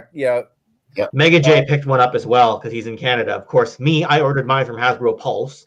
And of course, I don't have mine yet. I go, real Canadian heroes. They get hey, you know what? They always got stuff last, so I can live with letting my Canadian brothers and sisters get some stuff early. So they just get the great stuff first. Yeah, I'll just rename my channel GI Poe, a real Canadian Zero, and see how long that lasts. So, oh my God, GI Poe, get it all. These are my first two Joes. I had some like handed to me, like we talk about flea markets, but as far as like in the store, I remember Buzzer, man. I think Buzzer was my first one. It's a guess. I mean, this was a million years ago. Alley Viper I remember this one the most, and that's why I think when the classified one came out, it was like it's 1-to-1. This is the figure for the year for me. But Buzzer, man, yeah, I don't know, man. He was just funky, and Buzzer is big. And then what else we got here? First vehicle. I think I got a picture. Here we go. It was the Conquest. It was the Conquest. Yeah. Man, as a kid, you see that tiger face on the front of this thing, and it's screaming, and it's so a slipstream. Yeah, it's amazing. Just look at that. I think the art on the box was just almost as important as the figures itself and the vehicles. If not, I mean, this is the thing you see first. This is the thing you pick up in your hands in the toile, and you beg your grandmother, your grandfather, your mom, dad, whatever, please. And it's like, well, how much is this? $12, $10? And that, I mean, nowadays that's what, 200. It's crazy. Yeah, it's just nuts. But yeah, I love the Conquest. And then the other vehicle I remember having early was the Killer Whale. Yeah. So cool. Yeah. It was like that was the one that went in the bathtub, right? So yeah, I didn't have any ponds where I grew up in the city, but yeah, I mean, I had or lakes or anything, but I had the bathtub, and the Killer Whale was there for quite some time. This was the first vehicle that when I got back into Joe's in like 2012 or 2013 that I wanted to get because I never had this as a kid. And I remember I had to buy it in a couple different lots to get all the parts for it. And once I got it completed, I'm like, this is such a cool toy. Such a cool toy. Damn. What else? All right. And I know Erick's got to go. So here's his segment right here. Snake Eyes.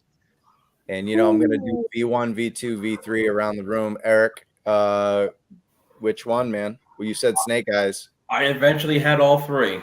Eventually, but which one did you get first or love the most, or, you know?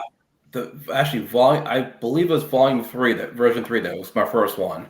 Same. V3 was the same. V3 was my first, and that's why I was happy that they did the O-ring V1 and I grabbed 2 because I never had it. I never had V1. I did have V2 loose later on because I had Timber, I remember, but much later on. Definitely like early 90s. But yeah, 3 was the one I got in the store. There was enough of those. Let's see what we got. I got you. Hold on. Oh yeah. I just got that from Ron Rudette. Oh wow. Ooh. Yeah.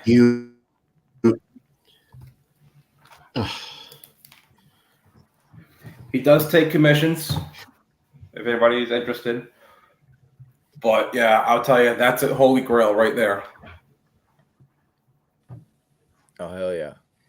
Just looking at some comments here. Everyone's chiming in. V1. You got some old ass motherfuckers in this chat room talking about V1 first. I was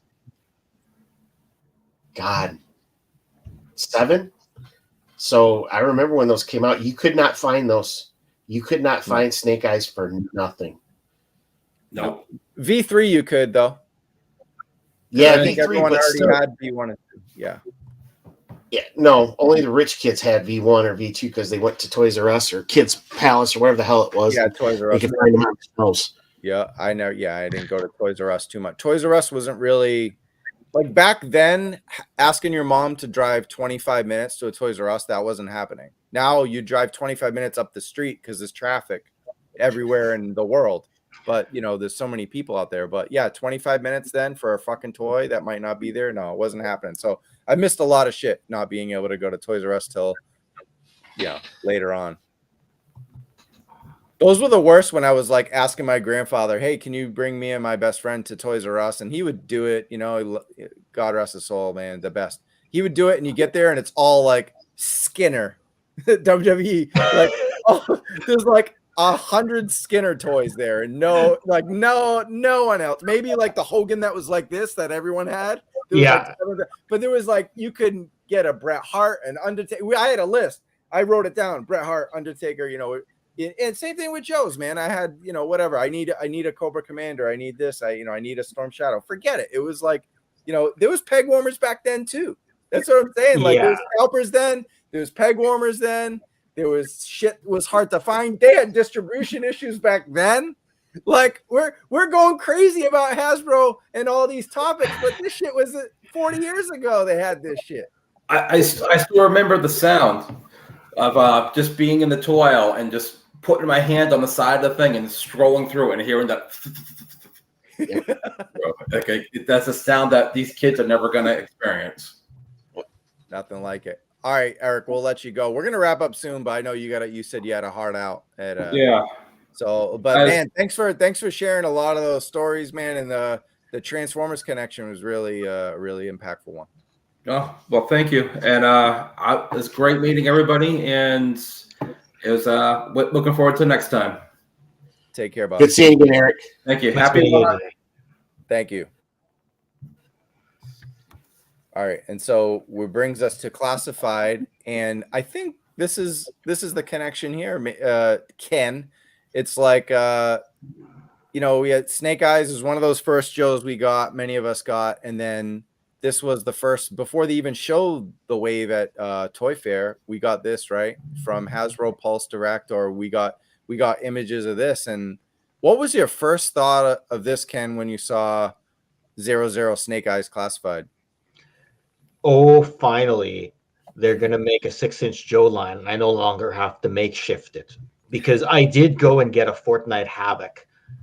And some people said, what are you doing? What's this Fortnite knockoff crap? And I'm like, it's Firefly. Until they release a 6-inch Joe line, this is what we've got. And then I would get an extra Mattel Sarge to try to be, because he's supposed to be bigger anyway, to be my pre-classified Sarge. When this came out, I was like, oh, good. I no longer have to sort of makeshift it and fake it. I can actually get into an official line.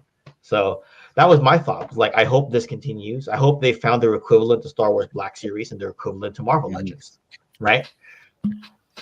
Yeah, and I think, Ryan, that their choice to go a real American hero after kind of, what they tried to do with the video game and the Halo-ish technology and the nerfs and all that, they see where their fan base is, but they do want to appeal to children. So how do you feel this decision was made, why it was made? And Lenny says he wants to sell to kids. His daughter plays with the classified toys, but they did make the decision to tingle our nostalgic heartstrings a bit. So we want to talk about that connection between our toys as a kid and the real American hero emblazoned classified that we see now. Yeah, and I think us as kids, at least, in the 80s, with Larry writing the comic book, he didn't treat us like children. If there was a word in the comic that you didn't understand, you went and got a dictionary and you looked it up. I think we were treated as older kids. Even if you're younger, you weren't treated as a child. And I think what Lenny and the team over at Hasbro might be figuring out now is you may not be able to get those kids from like 6 to 10.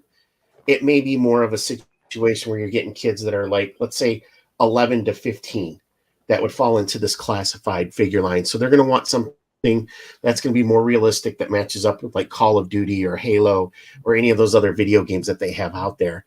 And I think that the Joe team has made that progression to give us more realistic looking weapons, to make the figures look a little bit more realistic and not so much video game-esque. And I think if we can get stuff in the aisles for kids to go and buy, that's the biggest thing. So hopefully we do see that with those, where you're focusing in more on a smaller demographic of kids to bring into this that will become collectors a little bit later in life. These aren't, I think I said it earlier, like with the Tonkas and with the Adventure Peoples, I said it's not only a toy, but it was a weapon. They were built to last back then. These figures are more, older kids are your more target audience than, let's say, a younger kid. Mm-hmm. Absolutely. Ken, you want to build on that? Oh, you know what? When I look at toys today, I'm hoping kids get into them. I don't see the 6 or 7-year-old, because parents these days, like if I saw my 7-year-old playing with military stuff and, running around with like weapons that are supposed to simulate guns and ninja stuff, I'd be a little wary. When they're a little more controllable at an older age, like Ryan said, that 11 to 15 age gap, if we can recapture that market among toys for military toys, or like, this kind of Cobra versus GI Joe thing, I would be all for that, because at least it would bring that next generation in, right? Because the one thing that, we did a topic a few weeks ago on Toy Kennections about how much time is left in our hobby, right? And I always worry that in 20 years' time, where is GI Joe going to be? Where is He-Man going to be? Like the ones that kind of like spark a little bit of nostalgia, but then dies off and then does it again. Like we know that Star Wars can sustain itself to some degree. Superheroes, whether it's DC or Marvel, Transformers, depending on which iteration, are kind of the ones that seem to transcend time. But GI Joe is the one I don't want to see die, and I'm worried that, because it was built in like that. World War II is kind of what inspired that movable fighting man. And then post Vietnam War, not during the Vietnam War, because we knew that kind of killed the original Joe slightly. I know Kirk Pazizian said there's other reasons, not just that. But then post Vietnam, and as they reflected back on the veterans and the war, that kind of helped spike Real American Hero, right? Because by then Vietnam was over. What can kids cling to today? Obviously, we don't want to see more world wars, right? In order to bring Joe back in the post-war world.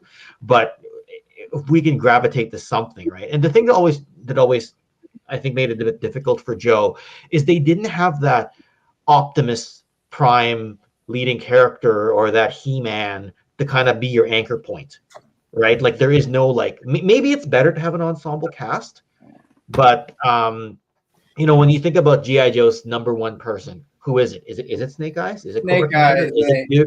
Okay, it is, but is it a landslide? Is it like do you think of him as the immediate poster boy like Optimus for Transformers, right? Or anybody holding a lightsaber for Star Wars? I don't know, right? I think in the comics, Ken, you're right. Snake Eyes is that one character. Anchor point, yeah. But for a lot of us, it's that Sunbow cartoon. It was always Duke. Duke was the all-American, the guy. He was the John Wayne. He's that hero. Yes. And I think too, it's not just the military, but it's the fact that Joe brought more diversity because you had figures from every walk of life included in there. And that helped bring a lot more kids together to play with them because more kids could relate to the different characters. Like, it wasn't just, all, white, blonde-haired, blue-eyed guys. You had that mix of them in there, even the original 13. It wasn't the OG event. Yeah, exactly. And again, I think I go back to, as kids, we were treated a little bit more adult-like, where we were able to make those decisions and we all embraced those characters. We didn't think anything of it. And it was awesome because I got Stalker from Detroit. I got Roadblock. I got Zap. I've got all these different, characters out there that you could really get behind. Now this is a topic. Treasures for Trigger says it's a period piece, and so I think I like what you mentioned about Call of Duty, and I like what Ken said. What do we do? Like we don't want a war. We don't want to. But Call of Duty is fantasy enough and it relates to the younger children. But then you have the Real American Hero, which gives it some zing. Because if you just have Call of Duty, it's a bunch of dudes with skull masks and fatigues and camo and high-tech weapons. But a Real American Hero gives it character, right? And I think G.I. Joe has to be treated as an ensemble. I think they tried with Snake Eyes, and look what happened. Everybody's like, give us a G.I. Joe movie, will you? And I don't think we want a Duke movie or a Scarlet TV show. You just make a G.I. Joe thing. You make it. It's the cartoon. Go ahead. What's that? I was gonna say, if you have a cartoon that kind of hits like Revelation, and I know the second half of Revelations got more traction and got more fans on board, whereas the first half was very divisive. Or like even War for Cybertron, which had good animation, great toys, albeit a lot of people didn't like, myself included, didn't feel. I'm not gonna say the voice acting was bad, but it didn't match what we knew the characters were to be. Right. But it was still got a lot of traction, right? Like people bought, like you were holding up the Netflix Soundwave just a moment ago. That's from that series of Transformers Netflix toys, or Netflix toys / cartoons. That's where Joe needs to anchor itself to, I think. And I think because I think that's the best place for it, right? I don't know if cartoons is the answer anymore. I think comics and cartoons are our avenue for any of these brands. I wonder if it's, as stupid as this sounds, it's a TikTok video just giving you a quick description of each Joe character, because kids have their cell phones in their hands or their tablets more, and their attention span is a little bit shorter than watching a 30-minute cartoon. I'm wondering if it's just trying to figure out, what do kids in your demographic range you want to look at? What are they going at? What are they looking at more so than anything else? Is it a Snapchat? Is it TikTok? Is it, something, besides my old ass going, I want a cartoon and a comic book, because they're not watching them. I was going to come in here. I love this comment, because this is where I was going to go with this, is you have the cartoon that Ken says, which could be for kids, but almost like maybe the one, not Revelation, but the other Masters of the Universe where it's CGI. Yeah. And that one was successful, and even adults liked it. So you're kind of getting both worlds there. You know what's hot right now is video game animation. So Cyberpunk 2077 was dead in the water, on release. I'm not going to get all into it. Google it if you don't know. They come out that cartoon animated series a little bit long ago. Now the player use is up. So now I think that's big. And now because of that, they're doing a Gears of War one. Then, of course, they had Castlevania. So G.I. Joe could be a hot cartoon. Netflix is hot for it now. It might be mostly adults, but you could do the one for kids. Then you do the streaming show on Paramount, which they have a Paramount Plus, and I believe they still own the rights to that, as a Jack Ryan, a Mission Impossible, a Terminal List, more for adults. Yeah. And that's okay, man. You just have you have an anthology series. You have 8 episodes. Each episode has different characters. G.I. Joe is this you don't need a Snake Eyes running through it or a Scarlet. You can have an overall arc, and maybe almost think about Gotham when it's Batman without Batman. You could have G.I. Joe where you have the smaller characters in there, like a Tunnel Rat story. And then there is Duke, there is Snake Eyes, but you don't really see them. You just hear about them, or you might have a cameo, but it's more about what goes on really inside the, this war that's going on, instead of this, because otherwise it's just the big, shoving 50 characters and 100 vehicles in a $300 movie that doesn't do well. You know what I mean? So. Mm-hmm. So you're talking about the Daredevil or the Luke Cage or Jessica Jones on Netflix compared to the MCU. They're the grittier, more violent, Marvel series that are more geared towards an older crowd, which I still think is the demographic. But then you have the cartoon, which should still be for kids. I don't think Joe's a kid's line. I think it's got to be an older kids line. I think your He-Man, your Transformers, those are your gateway into toys. And then when kids get older, you can say, look at G.I. Joe. This is more grown up. Tried watching check out these videos. I tried watching the unit based on it. Eric wasn't. It was pretty cool, but the family stuff was just too much for me. I couldn't. It was. Some people mentioned Resolute. That was so good. Oh, G.I. Joe Resolute. It was 100%. Amazing. Right. When I think of G.I. Joe the movie, that's my G.I. Joe the movie. That takes the place at 87 for me, with the 87 film. These are all great points. We got a good chat here. We got a good community in the chat group here. I see a lot of familiar faces and a few new faces, but that's good.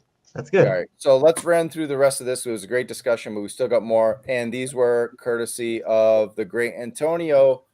We got some new looks. Let's see if we can go full screen. We got new looks at Cobra female troopers. And it looks like that gold is now military camel tan color. I don't know if it's hard to see maybe on this YouTube, but go check out great Antonio Tony from Hasbro posted these shots. And then also just today, right before we went on, thank you for throwing these up, Ryan. Big Ben looking real good. You want to talk Call of Duty? Wow. Right. That's straight out of Modern Warfare. Yeah. Gas mask looking good.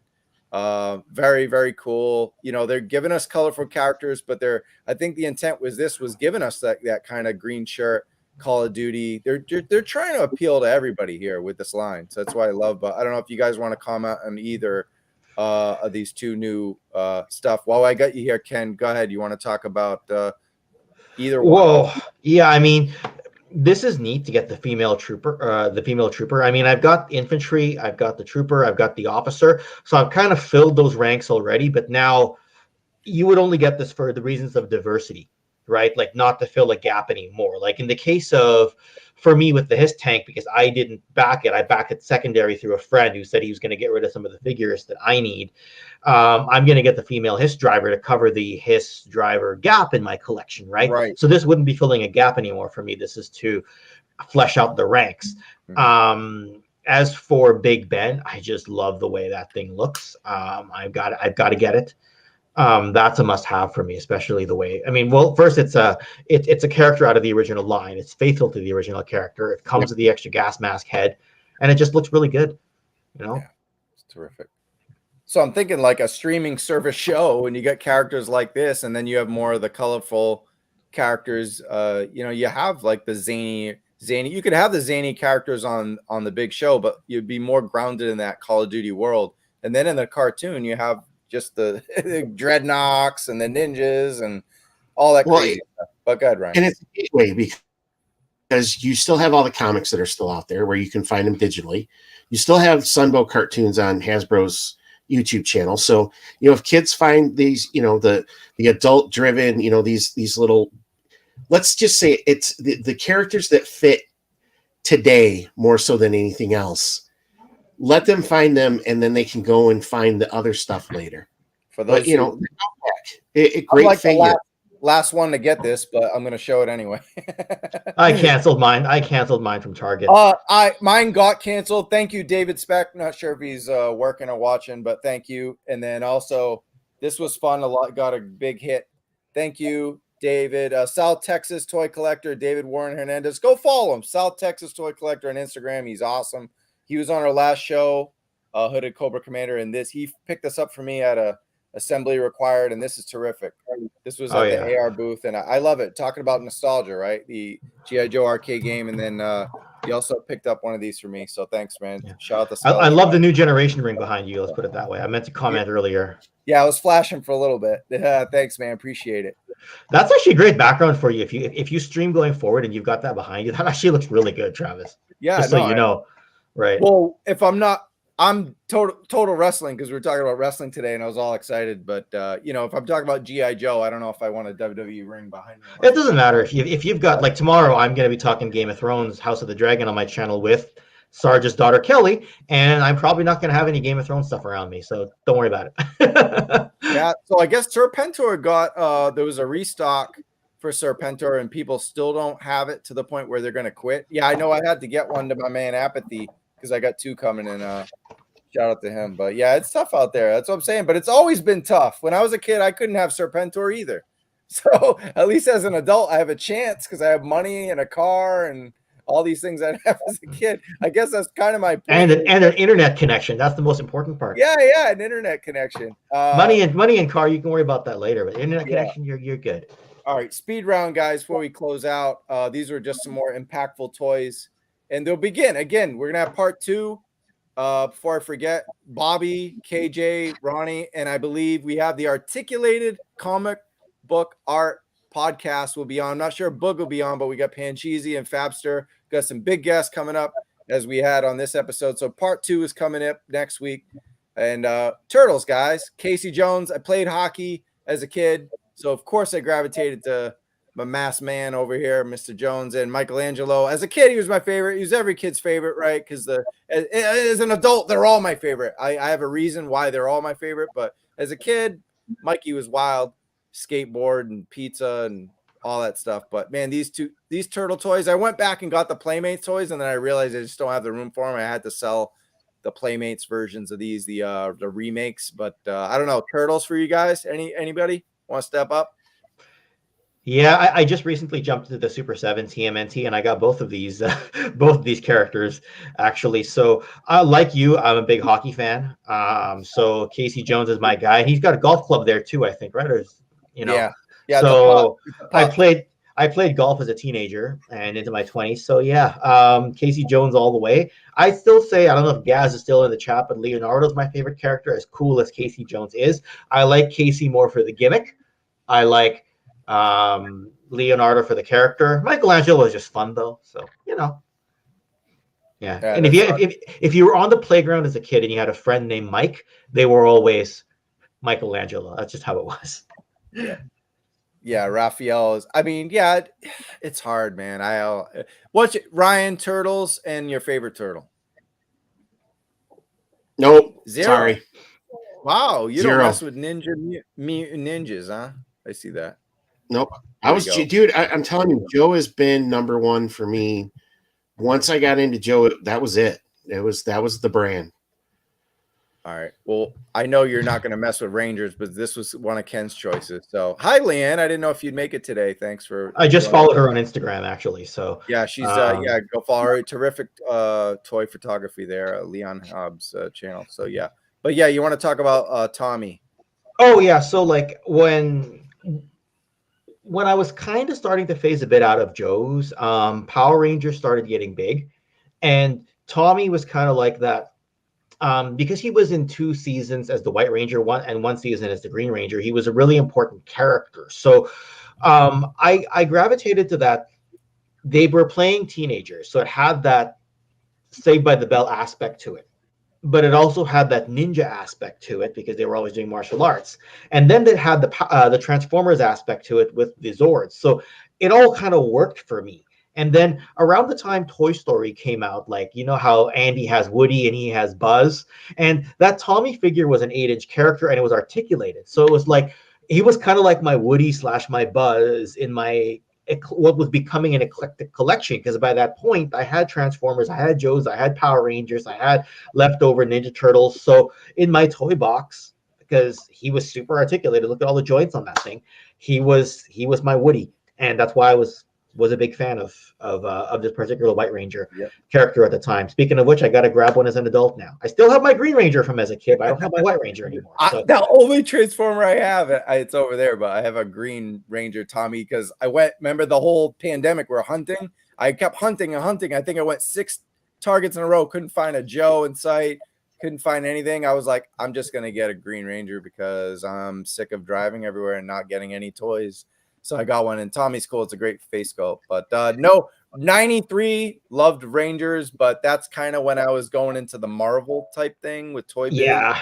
And that's kind of what brings us next is Batman. These are Toy Biz. Toy Biz did DC too. This line, the 89 Batman, everyone's going crazy over this thing because of what's Mezco's delays, and we'll get into that. But yeah, did you guys have any of these 89 Batman? These were faves for me. They all had gimmicks too. Kind of like the later Joes, but Ryan, what do you think? Batman? I had the superpower stuff when I was younger, but again, I know it's a broken record, but I was still in deep to Joe's, and all my extra money went for the comic books and stuff like that. The Batman, the movie, came out with Jack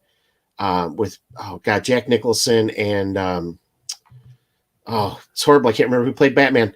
But that was a great film. Michael Keaton. Thank you, Michael Keaton. Yes, it was a great film, and I remember seeing these, but I just the lack of articulation and the gimmicks just kind of always turned me off. But you cared about how old were you when this came out? Oh no, never. You don't have to say that. That you never asked a beautiful woman her age. But no, I was 12. I was 12 at this point. Yeah. You weren't that much older than me. I was 8. I was 9, and I didn't give a shit about articulation. I think as a G.I. Joe fan as a kid, I thought they were cool because they could bend and move. I didn't even know the word articulation as a fucking 8, 5, 6-year-old. You got to think, Travis.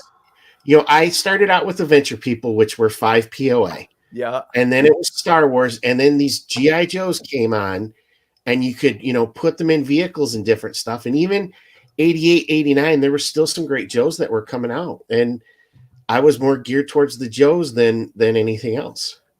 Bob the Goon is forever. That's the one I had as a kid. Bob the Goon. I don't know how. Peg warmer. It was the peg warmer. Yeah, that's right. And then, look, this is what I loved about Batman as a kid, because they had, he had different looks for every occasion. He had to go camo. We got an animated series one there in gold. And then I love that he would have like scuba suits, bomb tank, like Batman was adaptable. I mean, of course, being, non-superpower hero, he had to come up with ways, kind of like Iron Man, to defeat the enemies. And yeah, he like it, iceberg kind of, he had all these great accessories, and I loved the looks, man. Just to try to fun, I was hunting all these different kind of these were Kenner, I believe, because we had just showed the Toy Biz of the Kenner Batman. I was hunting those as a kid, around 9 or 10 or 11, because man, I wanted all the different versions of Batman. And now it's funny when McFarlane comes out with a wave of toys, they all have a Batman in it, and everyone complains. But as a kid, there was a whole line of just Batman. You'd have your Bob the Goon and your Jokers here and there, but it was all Batman. There was no Robin. It was like Batman for ages, man. And I loved it. I ate it up. And now we're doing it again. As adults, we have the internet. So we're like, we find something to bitch about. But there's always Batman. DC's always leaned on Batman. This is not something new with their toys. They've always leaned on Batman. And of course, we're never going to see this thing. The most beautiful action figure ever. It's just never coming out. It's over. It's been 2 or 3 years now, Ken. This Mezco. I should ask Fabio. He would know, but yeah. I kind of forgot about this one, and maybe because it's been a couple of years now. I actually jumped on the wait list because I was like, so many people are going to cancel it, right? Because they're just like, I'm never getting it, and I need, they're going to cancel it. They're going to eat the NRD, and I was like, maybe I'll get one. But yeah, I think this one I'll probably pay a premium for when it does eventually come out, if I don't get waitlisted on it. But thanks everyone's coming out. All right, who else we got here? Oh yeah, here we go. Toy Biz. I knew we had some. So this, I didn't get into Power Rangers because I watched the show, but I was buying these at that time. Kind of like these superheroes, and now I know they're coming out with Marvel Legends rep packs. And we got that Daredevil in a 3-pack, pretty much almost an identical version. Ken, did you collect any of these? I want to say I had them in the. Sorry, are these the mid '80s ones, or are these from later? Because I know the X-Men ones came out later. No, these are '90s. These are '90s. Yeah. Oh, it was Secret Wars. I think I might have had as a kid. That might have been what I had. That particular stuff. So no, I did not have these. I had Toy Biz X-Men stuff in the mid '90s, but I guess these came out. These must have come out around the same time. So yeah, I had a bunch of Toy Biz X-Men because of the cartoon, the 92 to 97 amazing cartoon that never seems to age.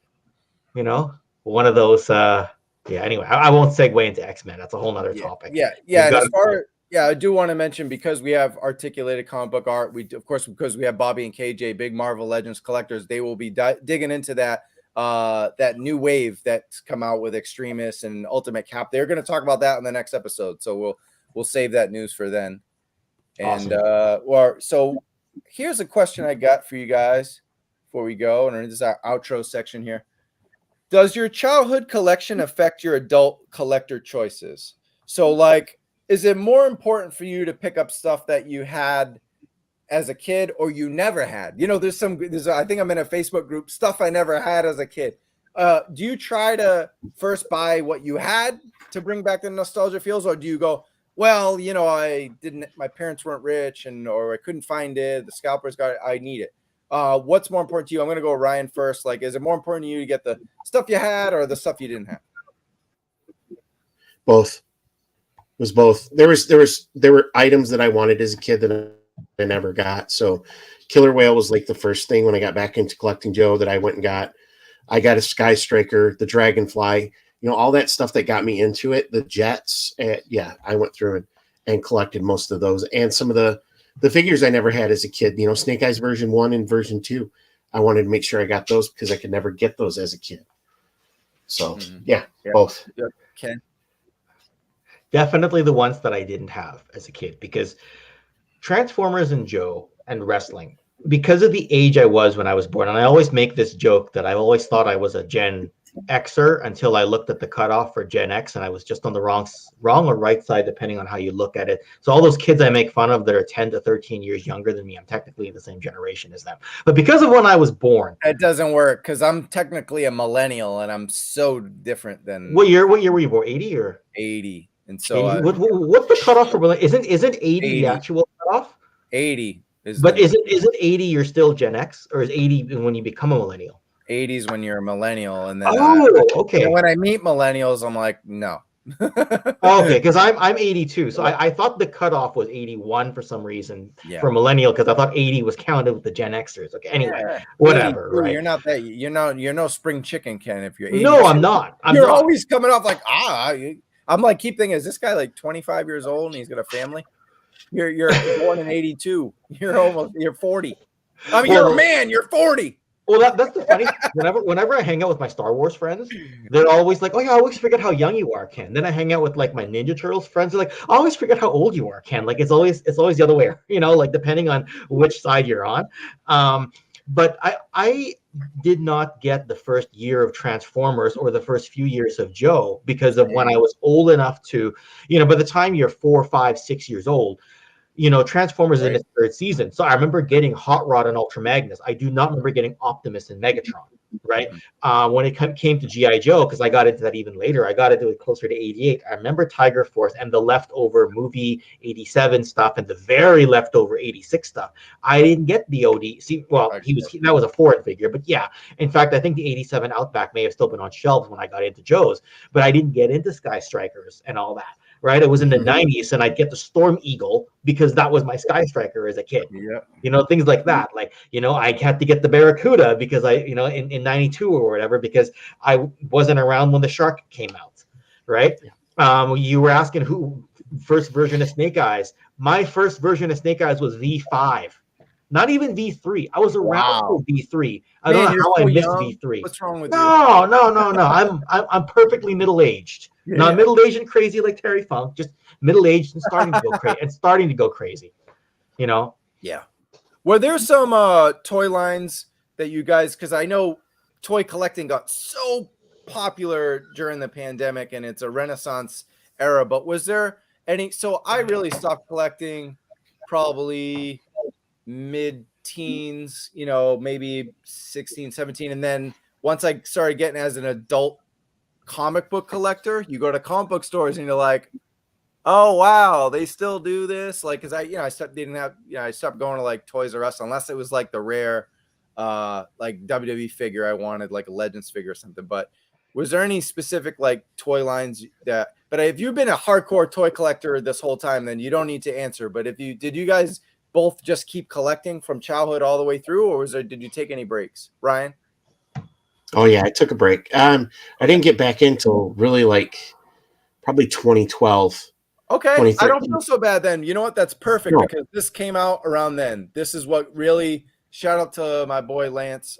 We were hunting for these in around 2010, 2011, 2012. I think even 2008, 2009 because I still had these back in Massachusetts before I moved to Cali in 2010. But Marvel Universe, right, kind of combined those Toy Biz toys, and then they were the same size as Joe's, 3 3/4. And then also I was heavy into comic book reading then. I still read comics every week, but I was going to like Borders and Barnes & Noble and buying tons of graphic novels and really going to LCS every Wednesday in Newberry Comics. And man, when I started seeing these, and then they had the DC versions as well, like superheroes or whatever. Man, I started eating these up. Thankfully, I got rid of all of them and made a little money and used it towards Marvel Legends. But Ken, how about these for you?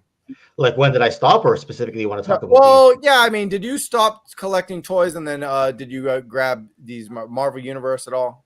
I didn't get these Marvel Universe figures. No, well, I don't mean that specifically. I mean that's just a promo. When I did get into Marvel stuff, it was the Legends stuff in the 2000s, like the Toy Biz era 6-inch Legends. Yep. These do come through my collection when I'm just buying stuff and then reselling what I don't need. So I do see some of these at times.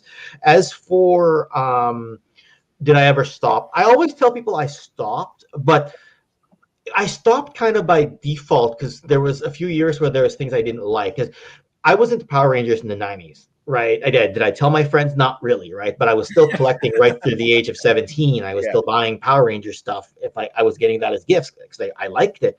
And I liked the X-Men stuff, even as the Toy Biz X-Men stuff. I stopped because Transformers got into the late Beast Wars and Beast Machines era. And I was not into, I was into Beast Wars, but not the last year. Though in hindsight, those toys have aged well in hindsight. Beast Machines I wasn't into. Joe was completely dead. Power Rangers, for whatever reason, as I got out of it in the late 90s, they downscaled the Ranger figures. We no longer had the 8-inch Rangers.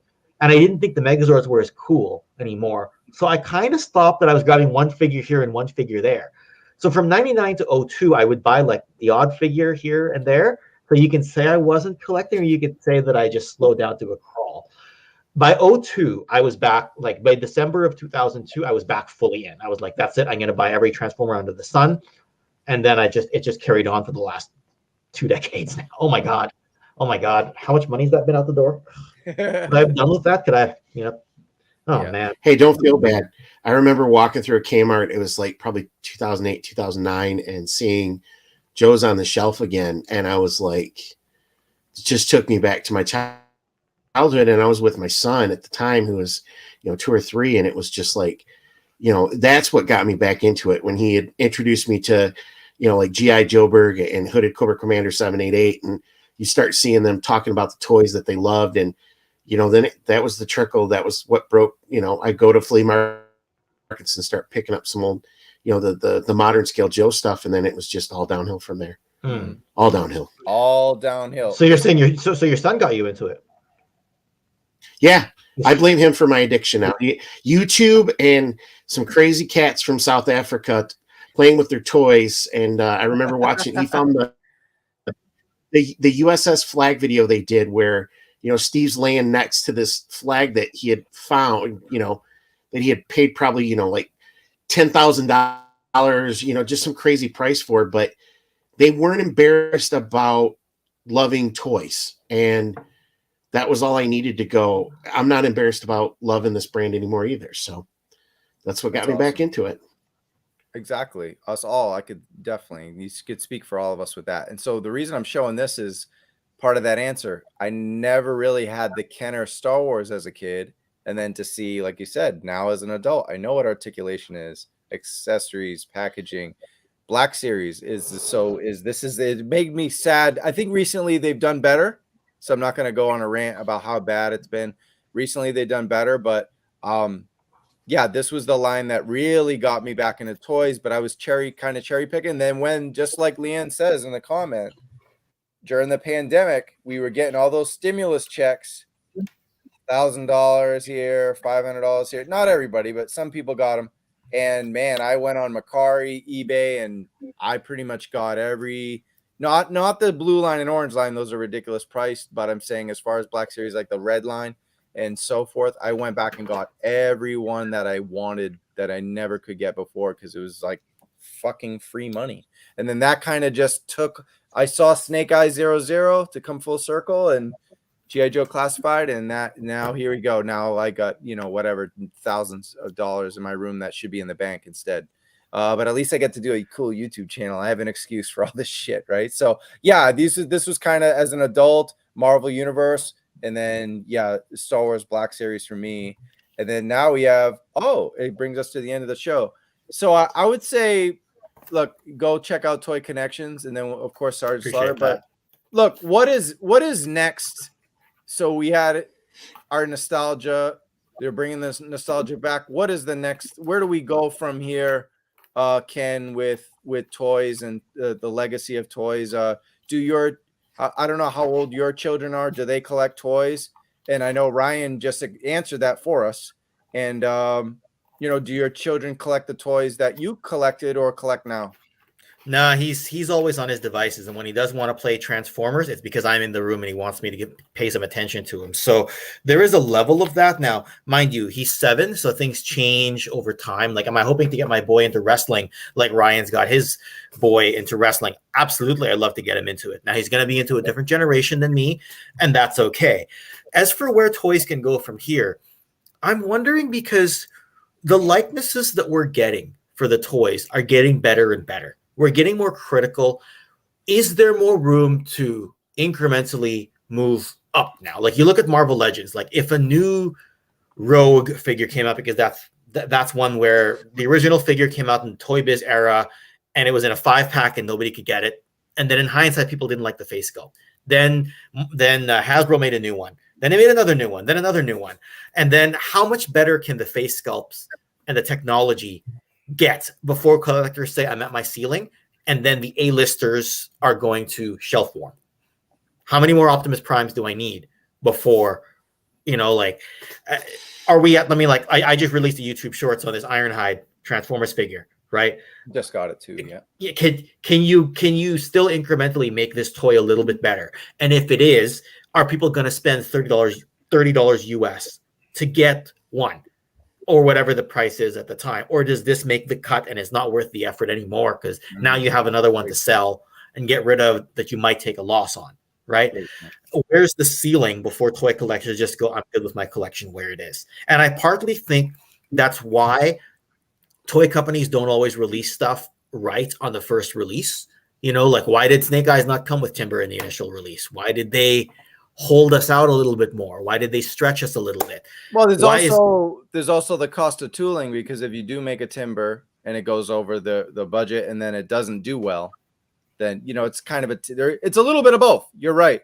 But you want to test the waters as well. They do try to make safer, especially big companies, make safer decisions at first. We see it on eBay, $200. Okay, now the next one after this one that we already play in Wave 1, character number 2, we will have Timber. And then now they gave us Timber 2 or 3 times now already. So, and every Transformer under the sun comes out with something that kind of looks like the figure, kind of toy accurate. Then they reuse the tooling to make it cartoon accurate with the blue eyes, the blue tinted windows, the more accurate proportions.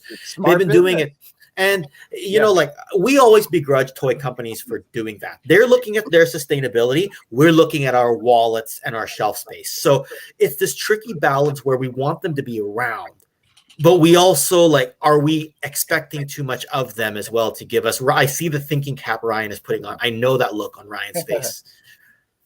But is that more of a situation where us as collectors need to start going, I don't need this upgrade, but I'm glad to see they brought this figure back, because on Evil Bay, it is $65 or $70 or $200 for this particular figure. And now that they've brought it back out, it allows for folks who might have missed out on that to get it at that cheaper price. Or if you just want to upgrade, you can. I think it's more so we can be more selective now if the brands have been out long enough to where you can go, I want that upgraded Han Solo compared to the one I have on my shelf for Black Series. So I'm just going to buy that one, but I might not buy that whole wave. That might be where we're at with a lot of these collections. Transformers has been out for a long time. Black Series has been out for 10 years, if I'm correct. Legends has been out for over 10 years too. So how many Iron Mans do you need? How many Captain Americas do you need? But if you're looking at one and you're new, you can come in and buy it for 25 or $30, whatever it is, compared to $60 or $70 on Evil Bay or Etsy. Yeah, or that's also Mercari, wherever you go. That's also why it was an easy decision for me to sell my Marvel Universe and get into Marvel Legends, especially as a Black Series and G.I. Joe classified collector. It only made sense to collect the 112 version of Marvel. And then I was able to come in and get a Toy Biz cap. There's another Iron Man. There's always an Iron Man. There's always a Spider. Look at those Spider-Man. We got 1 million of them last month, right? So there's always a way. It sucks for people looking for the deep cuts, but they're coming out with deep cuts too. So I think they're catering to everyone with this stuff. But yeah, also they're smart business people, and a simple repaint cost them nothing, and they're gonna make tons of money. So, but I think to Ken's point too, maybe instead of seeing 5 or 6 waves of figures in a year, we might only get 3 or 4, and maybe they are a little bit better quality, more deco, different. They're higher. I don't want to say quality, but they have more, the deco paint apps, the designs. We might see that slower pace of bringing out figures because, as you said, Ken, how many Ironhides or Optimus Prime do you need before you go, I'm good? I have my 35 Snake Eyes, and I'm good. The exact thing happened to me when the MP44 Masterpiece Optimus came out. The really, really rich people that I know that collect Transformers were like, oh, the arms are a little more accurate. The trailer looks a little bit better. The eyes are blue. are you going to replace your MP10, your original, like your previous Masterpiece Optimus? I go, it's like 3 times the price, and it's not 3 times the figure. It's like 10% better for 3 times the price. Why would I do that? Unless I have the disposable income and I only collect Transformers. But I was like, and just so you know, it was 440 US or whatever it was. I forget the actual price. It was 400 something US to get an MP10 Optimus Prime, right? Why would I do that, right? Like if I had that kind of money, I'm gonna grab a vintage Holy Grail. Oh, by the way, I'll get Deathsaurus or Victory Saber since Travis just flashed up my, and that's what I did. I grabbed the Victory Saber around that time. Yeah. Instead, that Masterpiece 10 that you had, how much was that going for on the secondary market though? Under 200 US at the time. Right. Really? So it was, wow. Yeah. Okay. Well, it was under 200 US at the time. So it's just tooling had gone up over an 8 or 9 year span. And and I got it for way less, right? I got it for like under 200 Canadian at the time. So it's like, how much is enough, right? Like you look at Hot Toys, right? The really, really expensive Hot Toys collectors. And Ryan, maybe I told you this story before, but the Hot Toys collectors, like the really hardcore ones, are in another league. Someone went to buy 2 Hot Toys off me on a marketplace or Craigslist listing. He's like, well, for the price of this, can you at least deliver it to my shop? I'm like, shop? Okay, sure. So I go there and he's got like it was like a repair / car sales type of private shop, and went upstairs to his office. And he's got this gorgeous office with like, beautiful black painted walls. He's got rows of like custom shelving, like not even details, perfect lighting, tons of Hot Toys. And he just whips out 100, 200, 300. Like I'm just walking into a baller's office, right? Forget my collection, right? This guy could buy my collection overnight. Like he could just go on eBay and he'd have the Toy Kennections toy collection overnight because he was just that rich. And it's just like, for someone like that, he can upgrade whatever he wants. He can get 50 Iron Mans because he wants to. Because he's like a Lannister in Game of Thrones. He bleeds cash, right? That's what he was. And everyone's mileage varies in toy collecting, right? And a lot of those people, they don't come on podcasts, they don't talk. They're the ones that are fueling the big corporations because they just buy it online, they go to work, they leave it in their office, they spend 14 hours a day there. And that's their life. And I've met a few of these people, right? Once you meet enough of them, you're like, this is where a lot of the money's going, right? This is who just clicks on Pulse and waits for the order to come in, and you don't hear from them because they're not on social media, right?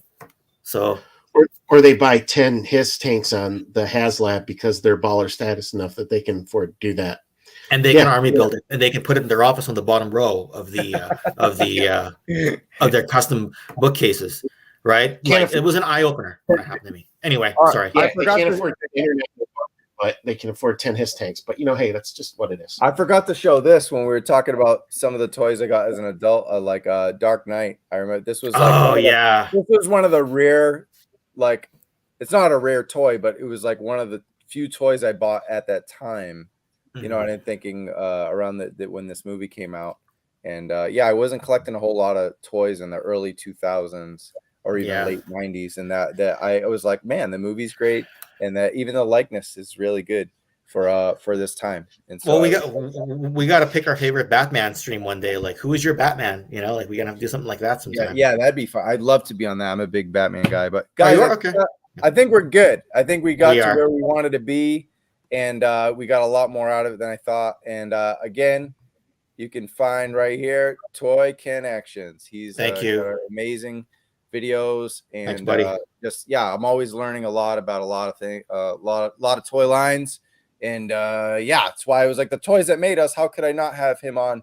And of course our buddy Xazyl over there. If you love G.I. Joe, especially Sergeant Slaughter, that is the hub for everything Sarge. And as we speak, he's doing a show with Sarge and Sarge's daughter Kelly, who's also good family there, good people. And go subscribe if you haven't. And just awesome people.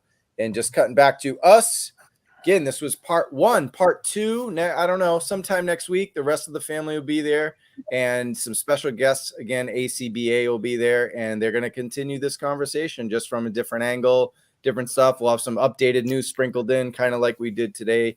And man, my right hand man Ryan, another wonderful show. Ken, thank you, man. I know it was a kind of a deal to get you here, but you did it, and you did great. And shout out again Thank you. again to Thanks for the invite. Xazyl and Erick. Yeah, man, this was a blast, absolute blast. Lots of laughs, lots to learn, and we hope you enjoyed it. Again, I'm Travis Moody for Ryan and Ken and the rest of the gang. It's 100, baby, but we ain't done. We got one more 100 before we go. A toy kind of mood, and we'll see you in the toy aisle. Peace. Oh, and this is why I wasn't ready for this part. Freeze frame. Hi. Transformers, more than meets the eye. Autobots wage their battle to destroy the evil forces of the Decepticons. The Transformers, more than meets the eye. The Transformers, robots in disguise. Attack the Autobot commander! Call in the Decepticon leader! Transformers, more than meets the eye. The Transformers, sold separately from Hasbro.